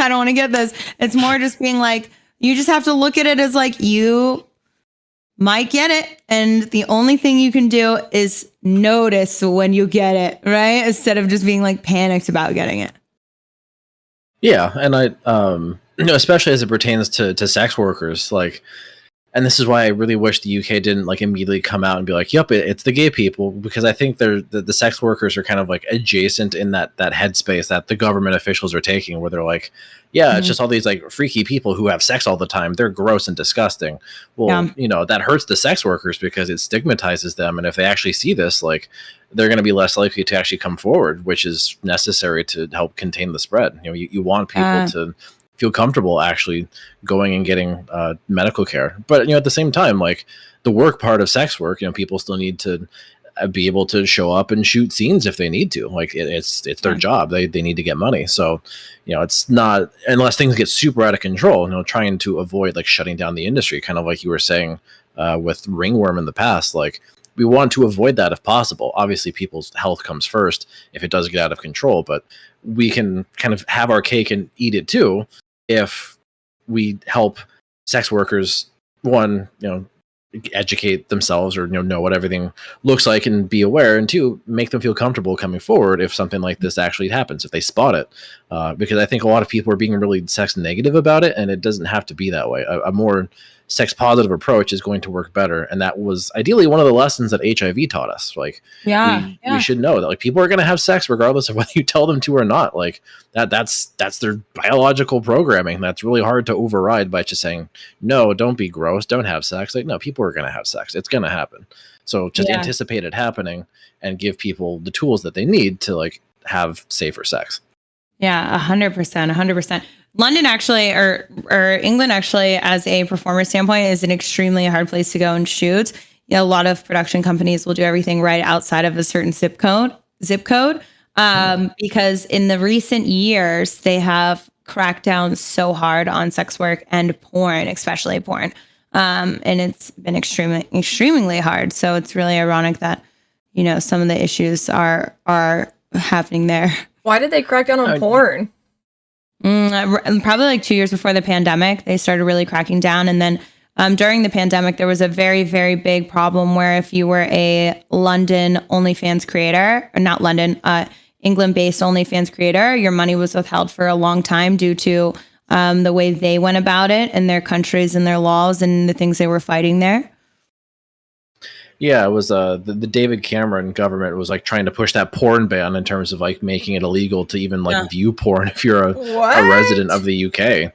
Yes. They're that puritanical about it, and like you said, it's kind of ironic actually. And there might be some like sociology work to do there, just kind of trying to connect those like puritanical attitudes in government to the failures of public health. Like the UK is a pretty big epicenter right now. They certainly have a pretty poor track record as it pertains to COVID. So, you know, there might be something to that, I think, on a more like institutional level, like people just acknowledging that these things happen and trying to help people rather than trying to shame people. Like that's what it boils down to. So I think you're absolutely right, Adriana, 100%. Mm-hmm. Wash your sheets. Yeah, and wash your sheets, please. Put the full English down and wash your bed sheets right now. Yes. So if somebody were to have it, I mean, I guess if somebody were to have it, what it can be, it's past respiratory, right? Is that I mean, I think it's less frequently passed via the respiratory route, but it can condom help you?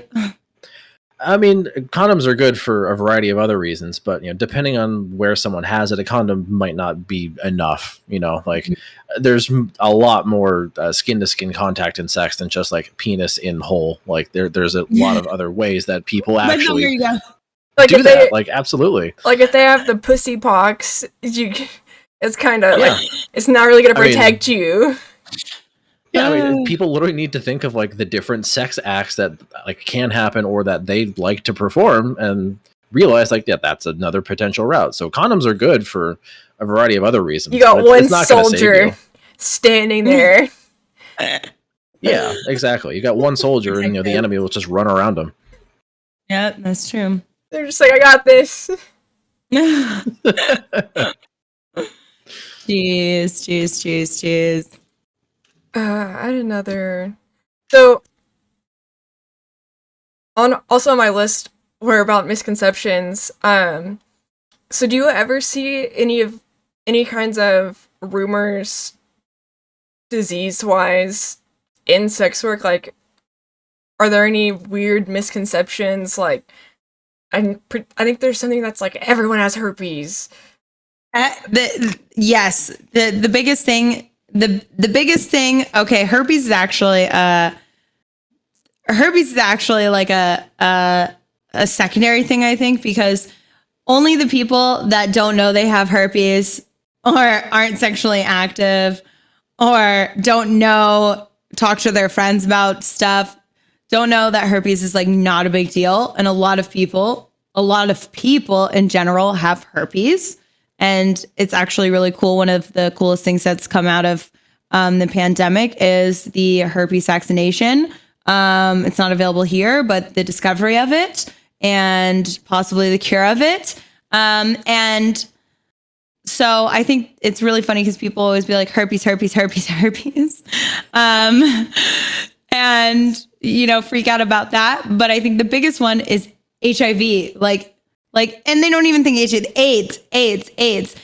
And people outside of the industry think that like we're some HIV-ridden, herpes-ridden people just like walking around spreading it. When the reality of it is, as a performer, especially in porn, and I'm pretty sure the sex industry as well, 5 years ago, if you were to come up to me and ask me about HIVs, I would tell you it is a life-changing disease, and it's not a death sentence, and it's not something that is the end all be all, and that was 5 years ago. I think just now the general public is finally hopping on the idea that it isn't, because HIV, you will know if you're anybody that's a sex worker indulgent in that scene, that if you are taking the preventative and precautionary medications and PrEP, you can actually take a test and come up negative for it, even though I have gotten it.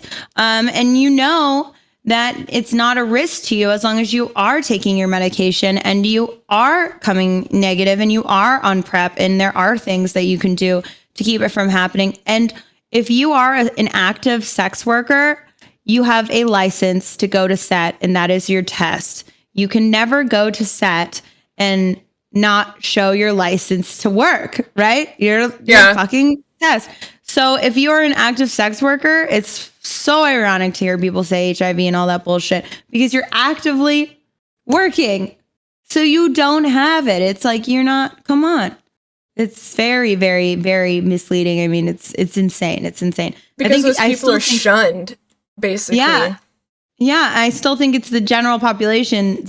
I think a lot of the gay community and the trans community and the sex worker community, like, we know, like, if you get it, you can get through it. And we know that if you have a partner that has it, you can have sex with them if you're taking the precautionary steps and the medical advances we have to get it, to keep your partner from passing it.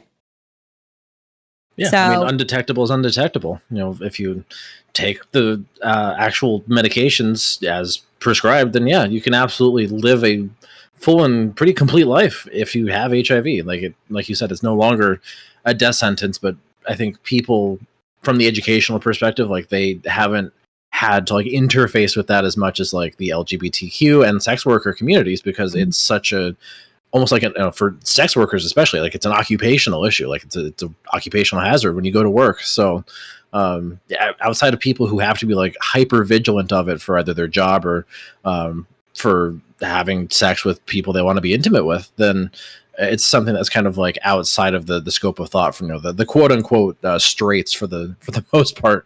But again, I think that's just because the sex vanilla people could be a lot better.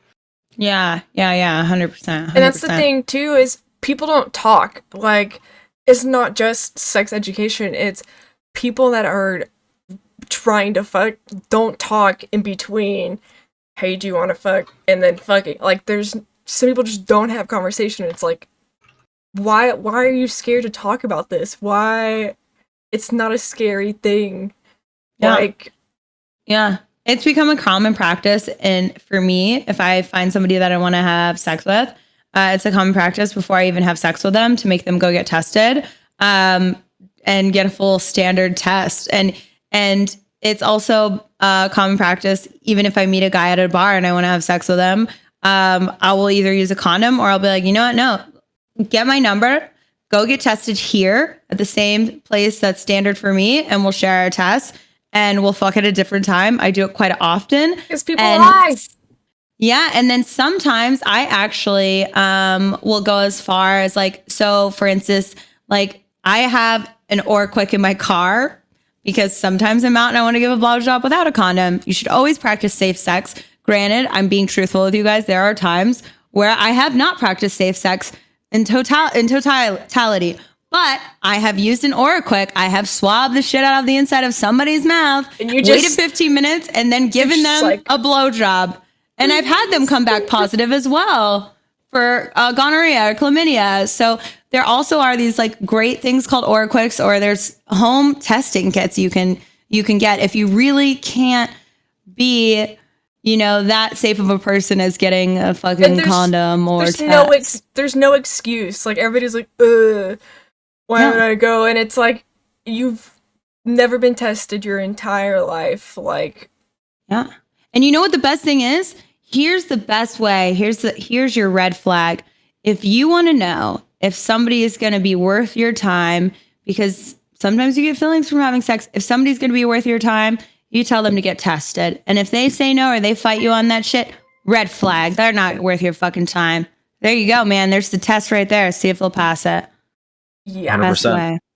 Mm-hmm. Yeah, I mean, that's also important for people who want to keep open relationships too. You know, if they wind up having sex with somebody else, you know, it's important to have like a regular testing schedule, or, you know, testing in between partners. Like, that's absolutely something that people, I think, are kind of now like just starting to explore. Hopefully, as, you know, some of the stigma dissipates and more people kind of explore like being poly if that's what they want to do. Okay, cool. Just like be safe about it. Like, test in between people and kind of like be open and communicative about that kind of thing with all the people you have sex with.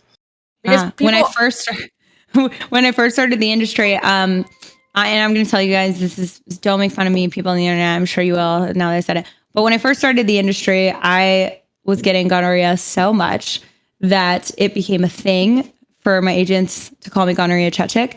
And yes, oh my God, your own agent, so bad. Yes, I got it so because they were canceling like every 10 days, like literally, because we have a 14-day standard. So not only that, but I was getting it so much, right? On top of it, I became resistant to antibiotics, and now if I were to get gonorrhea, I actually have to go get on different dosages of antibiotics with a shot, or the last time with an IV intravenous. Okay. So insane. Yeah. Because I had it, no joke, so much for a fucking year. And I couldn't figure out where I was getting it from. And I kept arguing to my agents, like, I'm checking their tests. I have no fucking idea. Like, they're getting it and then they don't know. And their test is good and they're fucking me and I'm getting it. And I had a fucking boyfriend at the time that I never got tested except for the very first time I started fucking him. When I broke up with him, when my agent was like, Adriana, it's this dirty dick. I started getting him tested, and then I actually broke up with him because of it. So he was the one that was giving me gonorrhea constantly. And I just like thought he was my boyfriend. It's fine. Like it's these fucking other people in the industry. So it was so bad. A fun it was so story bad. like that.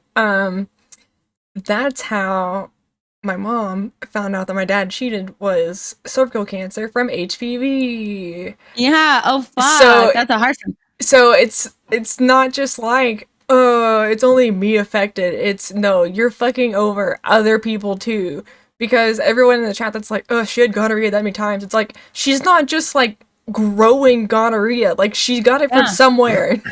Yeah. And I don't care, whatever. If I share my knowledge, whatever, maybe somebody who has a boyfriend will be like, maybe I'll just go get tested. Because even if you're in a relationship, I mean, yeah, you trust them, but you know, whatever. You're in a relationship, you get a health check often because your body changes and you get a health check. So why not include STD, STI check when you do those health checks? When you go to the dermatologist every so often to get your moles checked, why don't you just include this shit in your regular standard everything updates? Ooh, someone had a good point in your chat. STD's proven to give ED. Get tested, bros. Yeah. And you can go blind. Erectile dysfunction. Oh. So this is TMI, but my actual ovaries swells, and when they swell from something like that, they don't go back. So my ovaries have gotten swollen from the amount of gonorrhea I had in my first year, and they don't go back after that. Yeah. So Ow! everything can swell internally and externally and stay that way if you don't keep it under control. So make sure you definitely, I mean, is that painful? Not anymore. No, I don't have any like adverse effects besides it just like everything enlarged at one time. But during it, yeah, I mean, my belly was noticeably swollen. I mean, you could see it on my tongue, like similar to thrush or whatever. Everything was painful, to be honest. I just kept getting it constantly. It's terrible. That's crazy.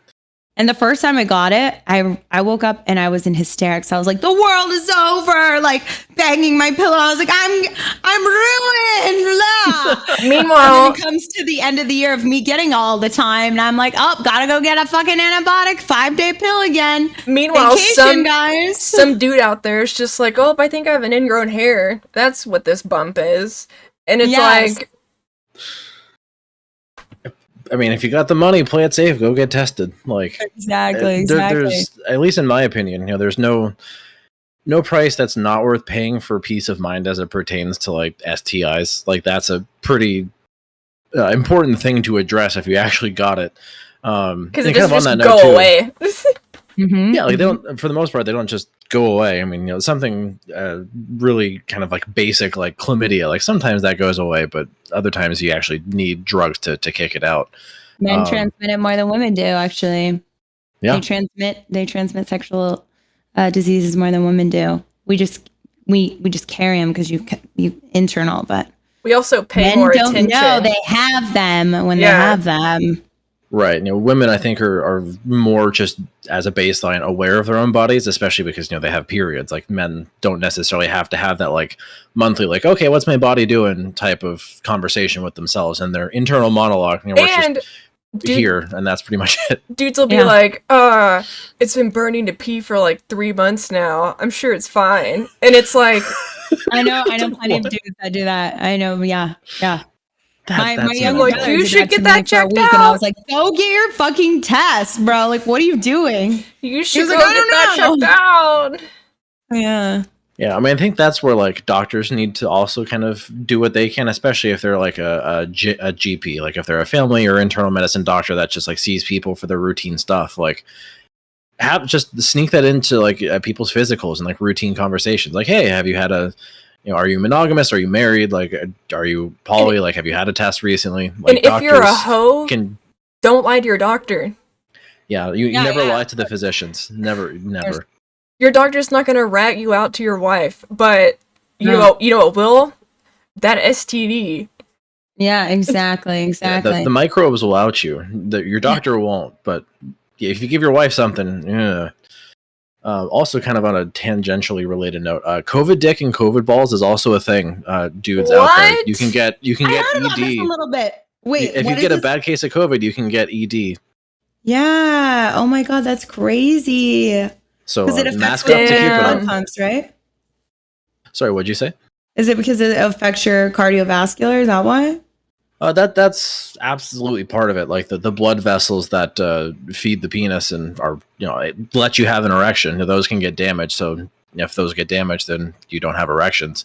But also it can get into the testicles as well. So even if you can maintain erections, there's still like a lot of uncertainty about fertility in men if they have a bad enough case of COVID. And there's a lot of scientific literature to back this up to the point where I have a couple of commands on my chat to, if there's curious dudes who are like, yeah, I'm unvaxxed, whatever, it's not going to do anything. I'm like, yo, dog, your dick and balls are on the line here. I'm like, do you really want to put those out there? So I love that. Okay, give us some. All right, let me. I'm like, I love it. Tell me, what are they? Why does my camera keep glitching me out? I can link. Where to go? Yeah, there's a whole big thread here about COVID dick that I'll give you. But at the very least, I just say, like, if you want erections, getting a vaccine is a pretty good idea. And then there's another scientific publication as well that does the same thing for the testicles. Links. So I put both of those in the Discord chat. Can't send links. Perfect. So that's kind of the joke that I make is, COVID is stored in the balls. So dudes, like, get your vaccine so it doesn't get stored there. You don't want that to happen. COVID is stored in the balls. Crazy. I didn't know that. That's insane. It's nuts. It's crazy. I mean, nuts, literally. If it's stored in the balls, then can you pass it like through pregnancy, through cum? Through sperm? They did find it at one point. Is that where that came from? I thought they did find it in... Yeah, so it has been detected in semen. Yeah, absolutely. They don't know if it like has the possibility to like I'm gonna Google get a receiving partner sick, especially if they like give a blowjob and they swallow or something like that, because that's the respiratory tract where it's making contact. So I'm fucking using, next time I don't want to swallow a load, I'm gonna say like, oh, I don't want to get COVID just in case. It's a good excuse if nothing else. It's a good way on set when they're like, oh, sorry, you have to swallow, and you're like, oh, that's okay. Hey, when in Rome. Oh my god, that's so crazy. I'd be up all night reading about this then. It's fascinating shit. Like there's a lot of aspects of sexual health as it pertains to all these infectious diseases that people don't really like appreciate. So that's why it's actually really cool that we're having this conversation, because we're all learning stuff. Yeah. I didn't know that. Oh god. Sound alerts. And that's why I was like, in my head, when I reached out to him, I was like, I'm gonna ask Adriana, because you always have questions that like I would, and it's not this, I feel like this comes out in a bad way, but I love people that ask questions that I don't think of, because like some of the stuff I'm like, yo, where did that come from? But like it makes sense. Yeah. And that's like one of the things I was like, okay, if I bring her in, she's gonna ask the best questions about this. Because like our brains work similar, but there are sometimes that I'm just like, oh, I feel like my body you have a point. Yeah, everything I think when I hear things, I think of them all like as a what if type of viewpoint. And I feel like obviously because I'm sexual, everything goes into this sexual like what if type of situation. But it's actually really like it pertains to a lot of things. Like I mean, come on, we have children because of it. So but it also needs to be talked about, because the sex side of diseases aren't really talked about, especially in a pandemic, because you can get COVID from having sex, but it's not, oh, I got it the same way I got chlamydia. It's your face is like this with someone, not from penetration. Yeah, you're sweating and breathing on each other, like totally. Yeah, and that's what certainly like everybody's kind of concerned about with the monkeypox thing, to kind of bring it full circle, is like, well, what part of all of this is going to give me the monkeypox? It's like, well, unfortunately, all of it, like, it doesn't really care. There's no like magic, poop hole loophole or something that you can do. Like everything can give you monkeypox. So, Yeah. you Just kind do of have to just be soaking. very conscious. I was thinking about that earlier. I was thinking about asking this question, but I was like, I don't know if this is too weird too soon. But I was like, when you, Carly, mentioned in the very beginning, you said that there were people who were getting, I don't know if you were saying internally in their ass. Is that what you were saying? Like they were getting like monkeypox, like the bumps, like on their butthole or like just around their butthole? I mean, at the very least Perianal is around. Yeah. Oh, okay. Because I was like, if it's like a little bit inside and somebody just thinks they have a fever and you have sex with them, because there are like I'm going to say these things. Like I have encountered people with hemorrhoids and they're professional working people. And you're just like, okay, like that's what I'm saying. Like what if that's their only noticing thing? So it's butthole adjacent. Somebody in my chat said, butthole adjacent. I like that. Thank you. That is a good way to put it. Pretty much anywhere where you can see skin, like okay. Yeah. I mean, obviously, like, it's going to be really difficult to like take a peek inside without an actual like medical professional being on board, especially like before shooting. But I don't see why, like, again, monkeypox really doesn't like care. Like there's no special like cell type it likes to infect it. If it gets a hold of something, it'll infect it. So it's possible it could infect inside too. It's just obviously difficult to see. Someone said in your chat, I had internal chicken pox as a kid. Whoa. Is that a thing? Wild. I mean, I actually think, you know what? I actually think you can get that. And I think that is a thing because my chicken pox were so bad. I did have to go to the hospital because they were all in my face and everything like that. And I think I did have some, like I had them on my lips and stuff. And I think you can get them in your mouth and stuff when it's like, I don't know how internal they're talking about, but I do think I'll I got to look it up, but I'm pretty sure. Because I remember it was so bad, it was like in my airways. Yeah, it was in my airways. Exactly. It's in your throat. Exactly. Yes, you can. Yeah, and that's where like COVID kind of like turned the dial on this to 11, but like the actual molecular biology of it, like that's not something obviously everybody's like trained on, but whatever like kinds of cells that viruses like these like to infect, like that kind of translates to where on your body all the shit's happening. Earlier versions of COVID were like really deep in the lungs, and then the more recent ones were like higher up, kind of in your nose and your sinuses. It kind of feels more like allergies sometimes, depending on the person. But with monkeypox, like it kind of changes the game a little bit. Like anywhere is fair game. Monkeypox doesn't have a preference. So over the course of this, we might see some wild stories. We might see, in maybe inside of the anus, perianal. It could be in the perineum. Pretty much any like sexual part is fair game. I think that's kind of what people need to realize is it could happen to you and it could happen anywhere on your body. But if you're having sketchy sex, then you're taking a risk that is a risk you don't necessarily need to take. But again, you can still be smart about it, as long as you communicate with the people you have sex with. Is it true? Someone in my chat said, is it true that 1 in 6 people have genital herpes? I think it's true. I think a lot of people just have herpes, and there's 2 different types of herpes. I think there's actually 2 different types of herpes, and then there's a few different ways it can look. But I'll let the man who's currently studying answer that question. Is it true that 1 in 6 people have genital herpes? So I'll do a little bit of fact checking there. There's 2 kinds of like, when people think of herpes, there's herpes simplex 1 or herpes simplex 2. Pretty much like everybody for the most part. Actually, let me fact check this before I say it. They're more common than people really like realize. There's around 570,000 new genital herpes infections in the U.S. in a single year. 12% of people aged 14 to 49 have herpes 2.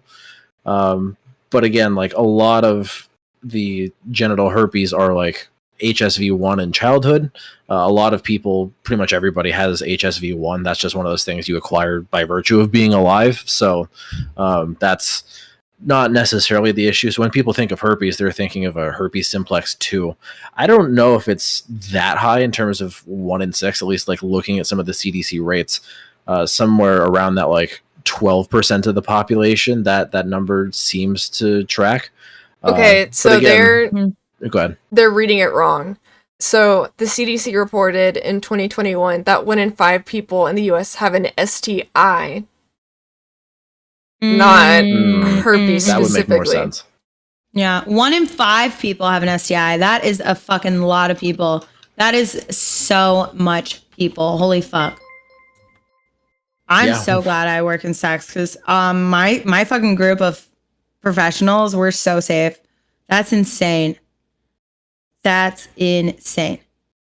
Yeah, the WHO estimates that somewhere around 2/3 of the world has herpes 1, which is, if you get a cold sore, that's herpes 1. So, it's not the most uncommon thing.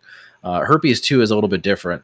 The numbers, at least in the US and the global population, are pretty similar. So globally, it's estimated that 13.2% of people have herpes 2.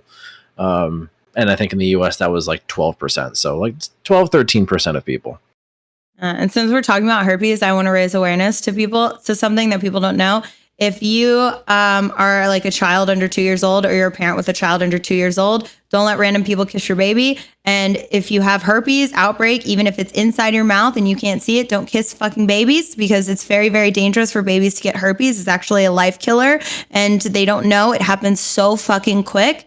Once they get it, it's very, very hard for them to cure it, and for babies or children, young children, to come out of it successfully. So do not, just because it's not on somewhere that's going to touch the child, do not have contact with it. Someone, be nice.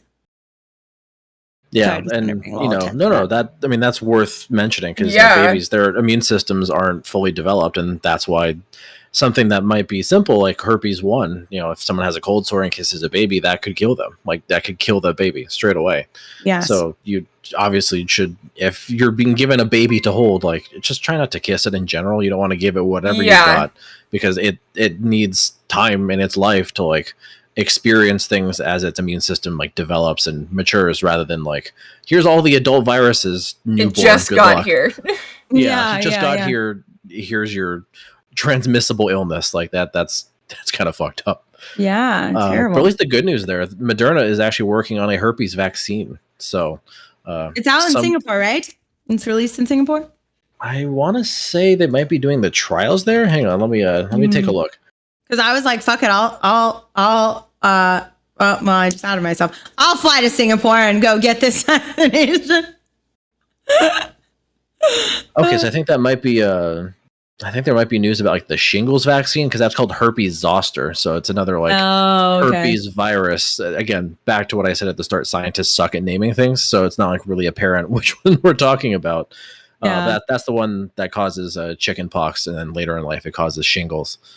But yeah, as far as like herpes 2, genital herpes, that's the one that Moderna is working on a vaccine for. And that's what's really cool about all of the mRNA vaccines, is they can copy and paste it to insert virus here, and that will hopefully like make a lot of sex work safer. Yeah, that's so great. I love it. I'm all about it. Because herpes 2 on the genitals or inside them. It's on, but actually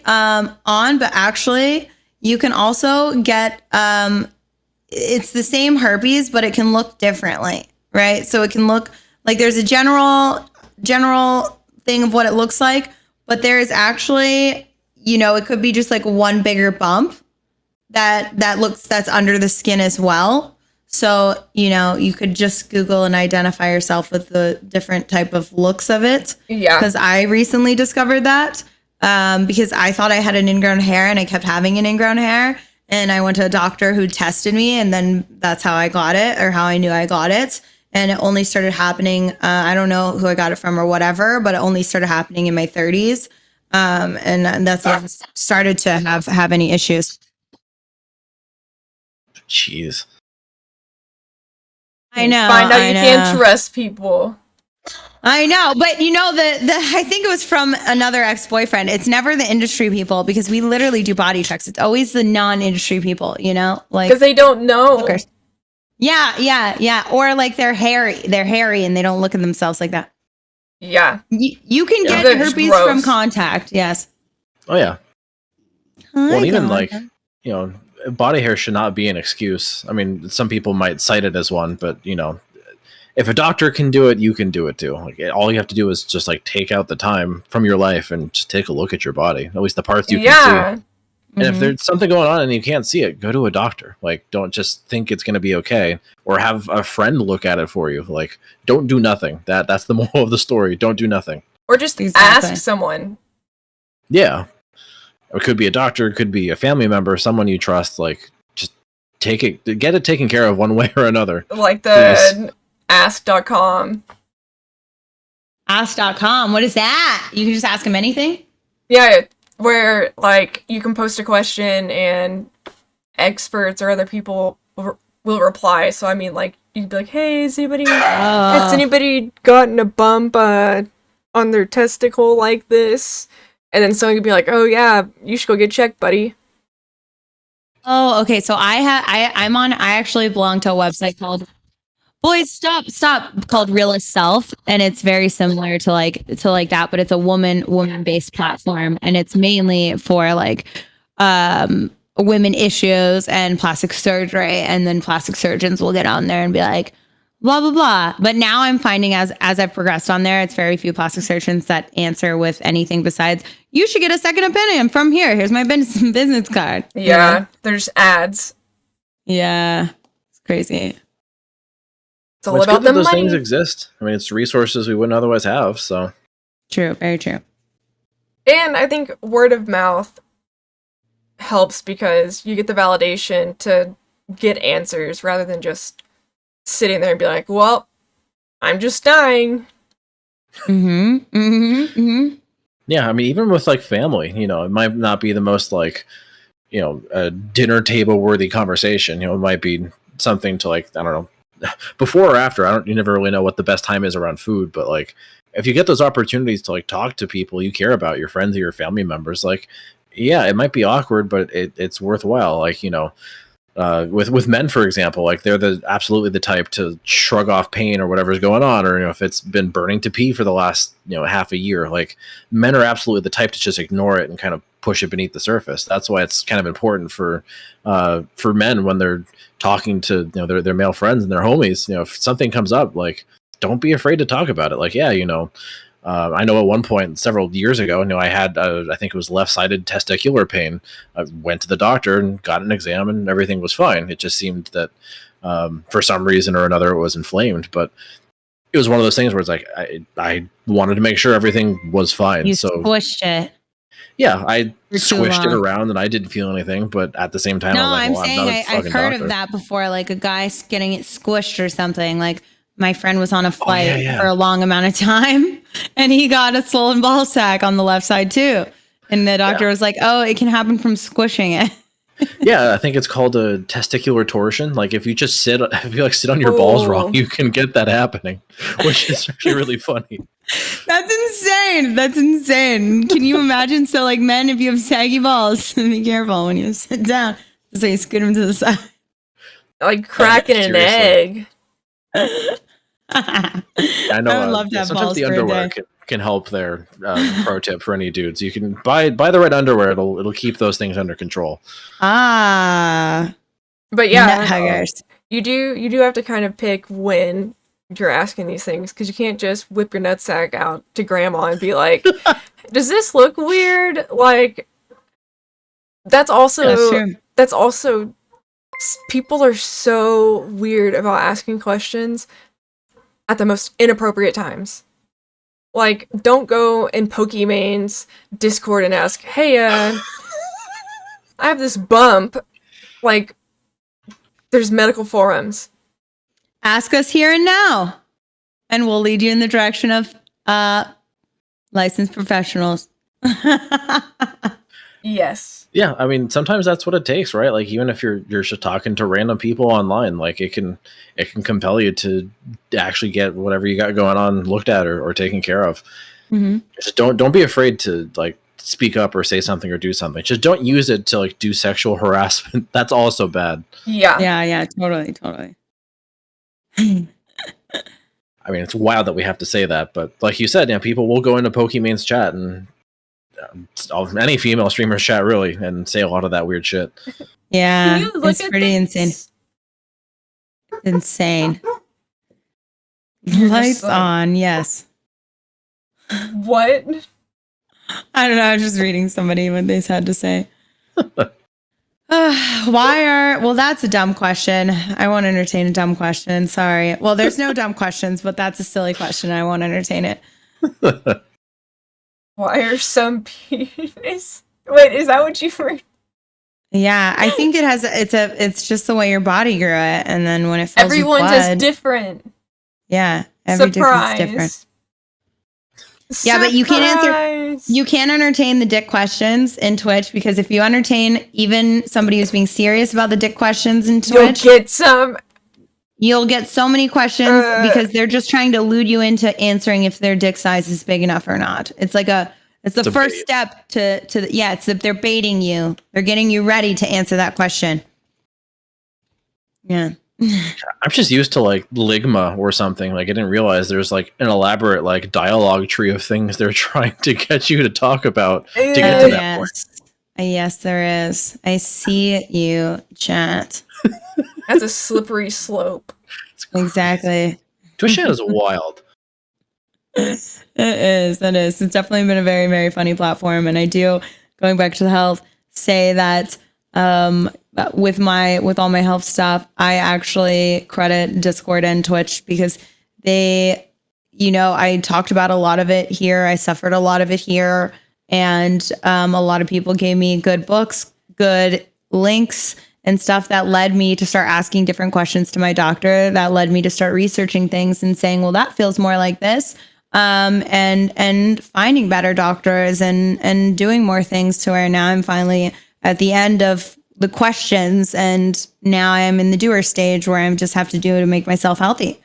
So there's a lot of craziness, but also I have found a lot of goodness. Yeah. And it's all about just the validation, having someone that makes it real, because our brains are like, it's whatever, it's fine. Mm-hmm. Exactly. So ligma is real and dangerous. What does the word ligma mean? Ligma? Is that a bad thing? That one's a pretty elementary bait. People get you to ask what ligma is, and they'll respond, ligma balls. Like, oh my God. And I literally did just say it, and they said lick my balls. Oh my God. I mean, that one's usually pretty harmless, at least, because they just come right out with the punchline. Yeah. It's God like, damn it. It's like dragon. I need to look at your faces. I don't know what that means either. Dragon D's nuts across your face. Oh my God. Yeah, if people just like come at you with random words, you can usually anticipate it's some form of like ligma joke. Wow. You guys. Oh my God. Oh, good shit. Well, that was very informative. I loved it. And ending on the best note. Yeah. Ball now, jokes. Remember, chat, go ask your adults or someone who's higher up in age what ligma is next time you get the chance. And follow it up with asking some questions about your body you've been holding in for a while. There's your intro into the conversation of, is this normal? Ask them if ligma is normal. There's your in. Yeah, doc, do I have ligma? Can you like run a test to see? Did you have a ligma test? Starting with a joke, conversation's easy after that. Oh my God. Yeah, if you have any other like questions about either monkeypox or COVID or really any of that jazz, I'd be more than happy to entertain it. Otherwise, I can let you get back to your regular scheduled programming, both of you. I don't think I do because I'm going to walk my dogs, but let me see if anyone in chat does real quickly. No,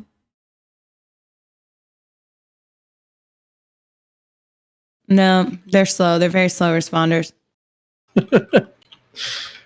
Yeah, sometimes it might take a second to think. For some of the folks in chat. Yes, for sure, for sure.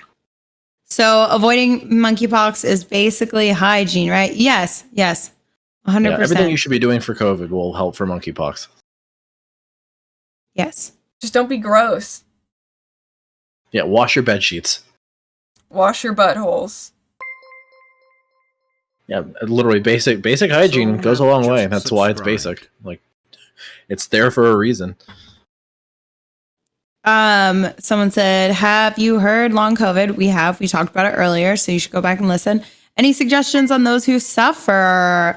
I mean, I don't, besides seeking medical attention and finding a doctor that will treat you and believe you. No. But what about you guys? At least as far as long COVID's concerned, I know, what is it? I think it's Survivor Corps. Yes. You can Google that.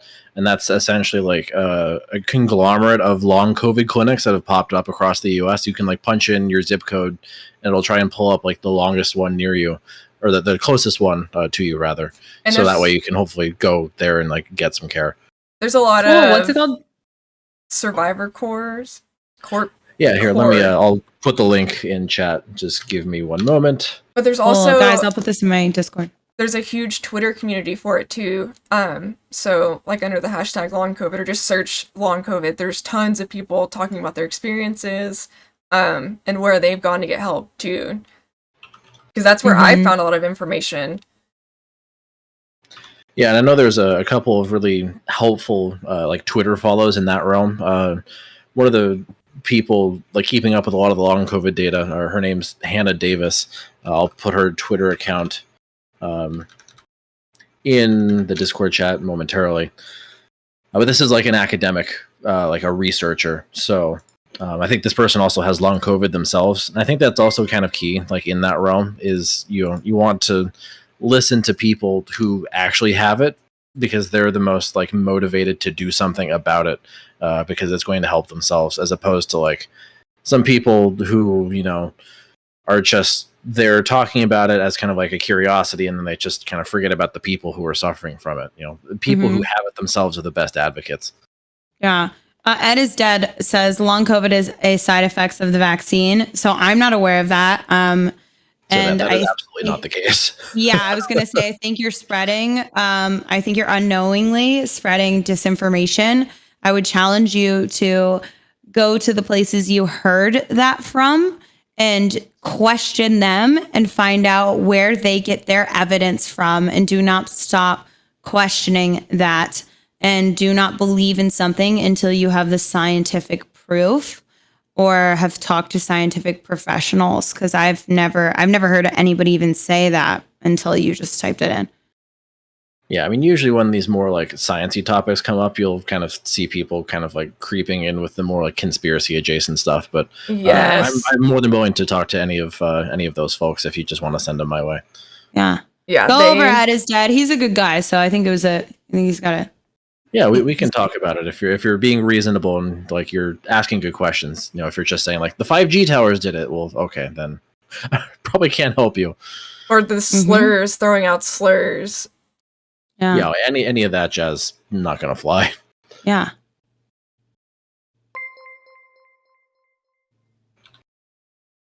Oh, actually, I have a question for you, Adriana, from my chat. Any tips for up-and-coming sex workers to market themselves better in the digital age?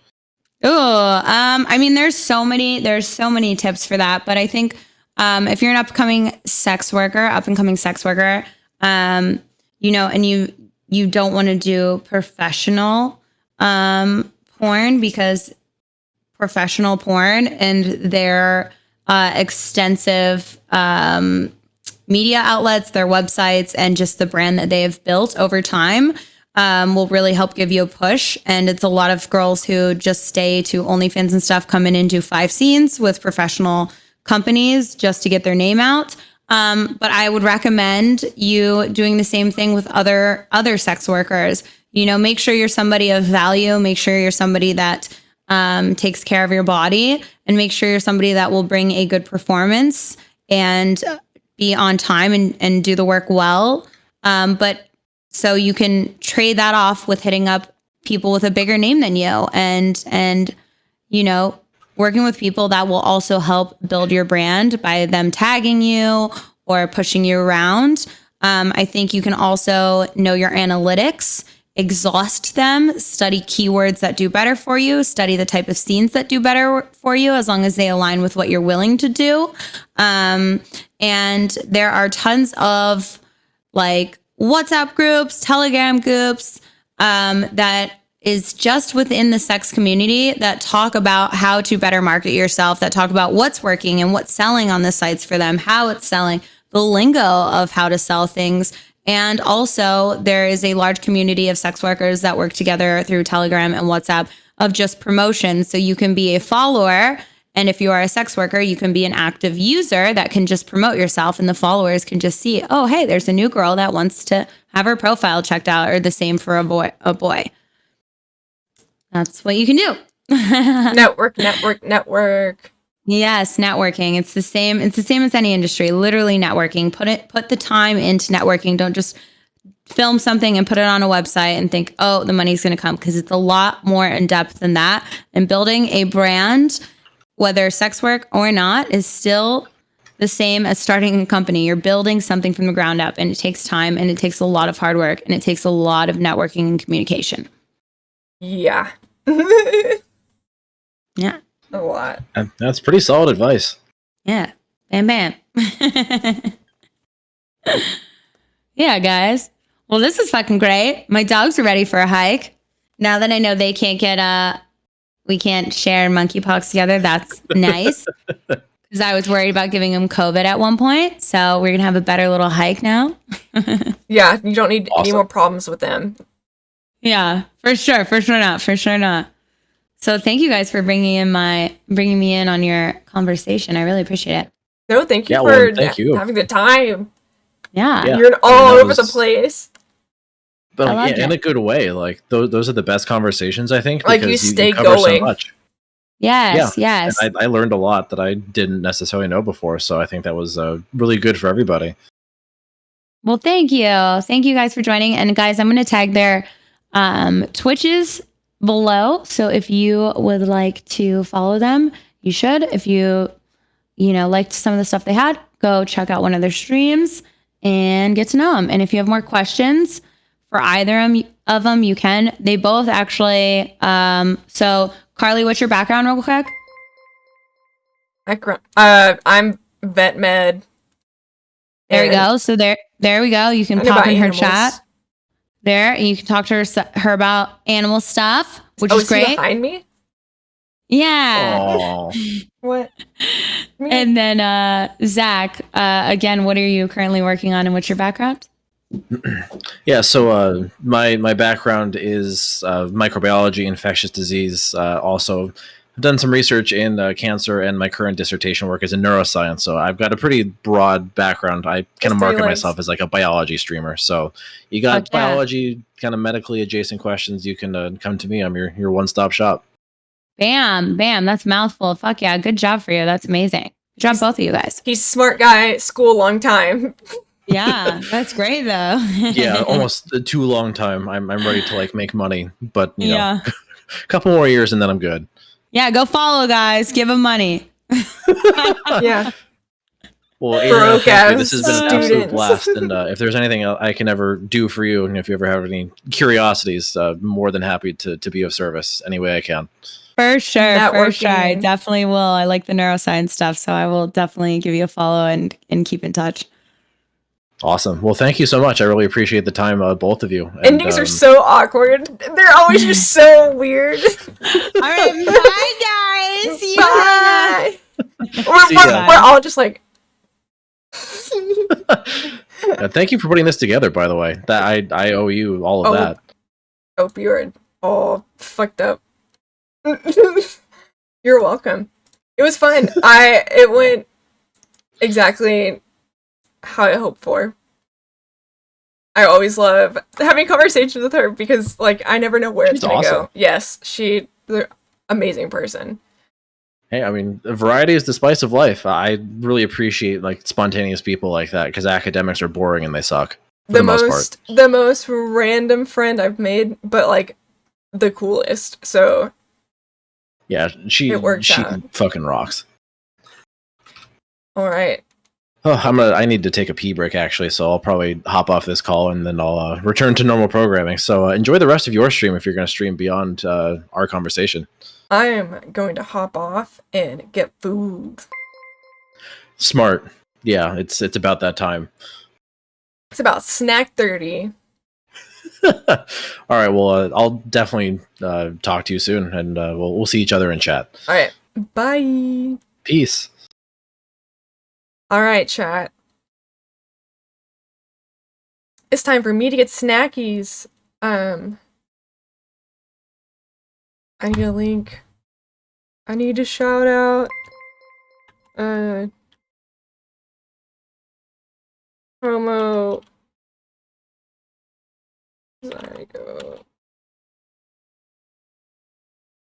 Are you gonna work? Yeah. It worked. What the fuck is this song?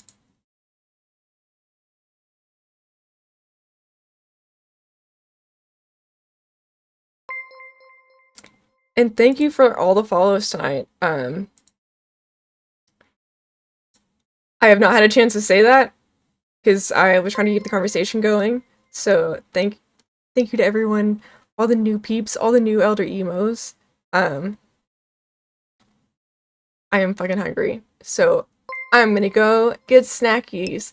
But continue to follow if you want. That was really fun. And you can join our Discord if you have questions / want to talk. Sorry, I had it muted. And so I cry sometimes when I'm lying in bed to get it up. And I took some time off in between applying for vet school and actually going. Like I've already applied and everything. So gap year.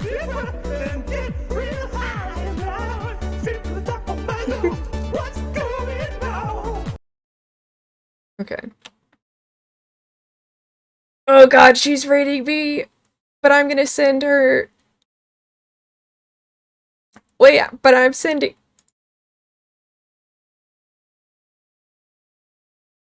No, don't send to me.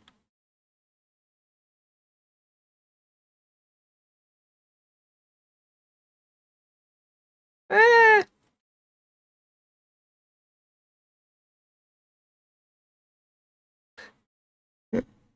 I'm like trying to panic time. Prince Vince, thank you for the prime, for the con, for the sub, for that prime. Dave, thank you for the gifted. To AK Dustin, Fussy FM, thank you.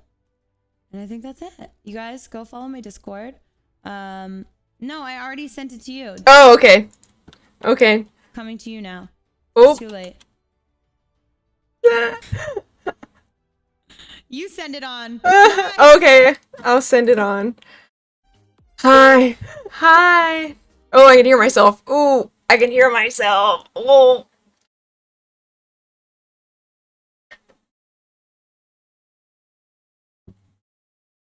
Howdy, chat. Howdy. Here, I have just the song for this moment. Hold on. I have just the song for this moment. Fuck, where is it? Where is it?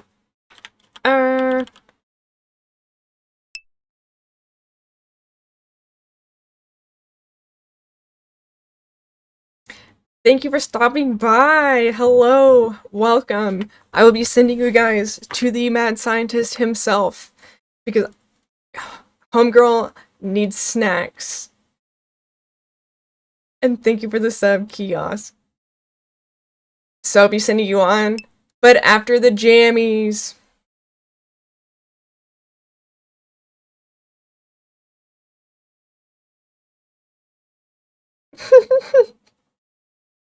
And thank you for all the follows. What?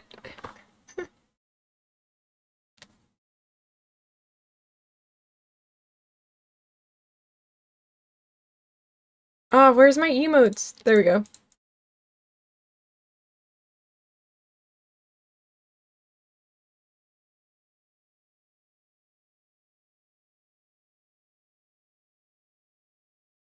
What?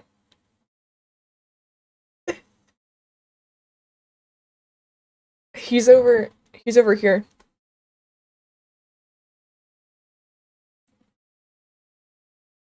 Camera.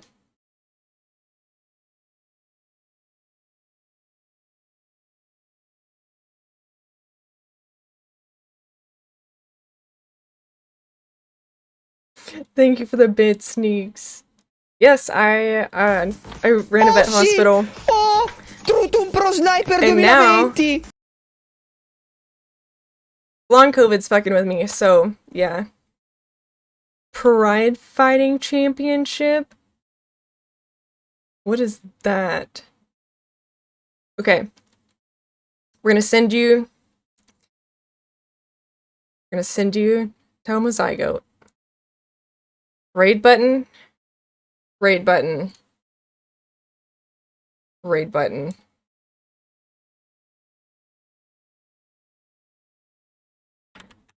Be gone, thoughts!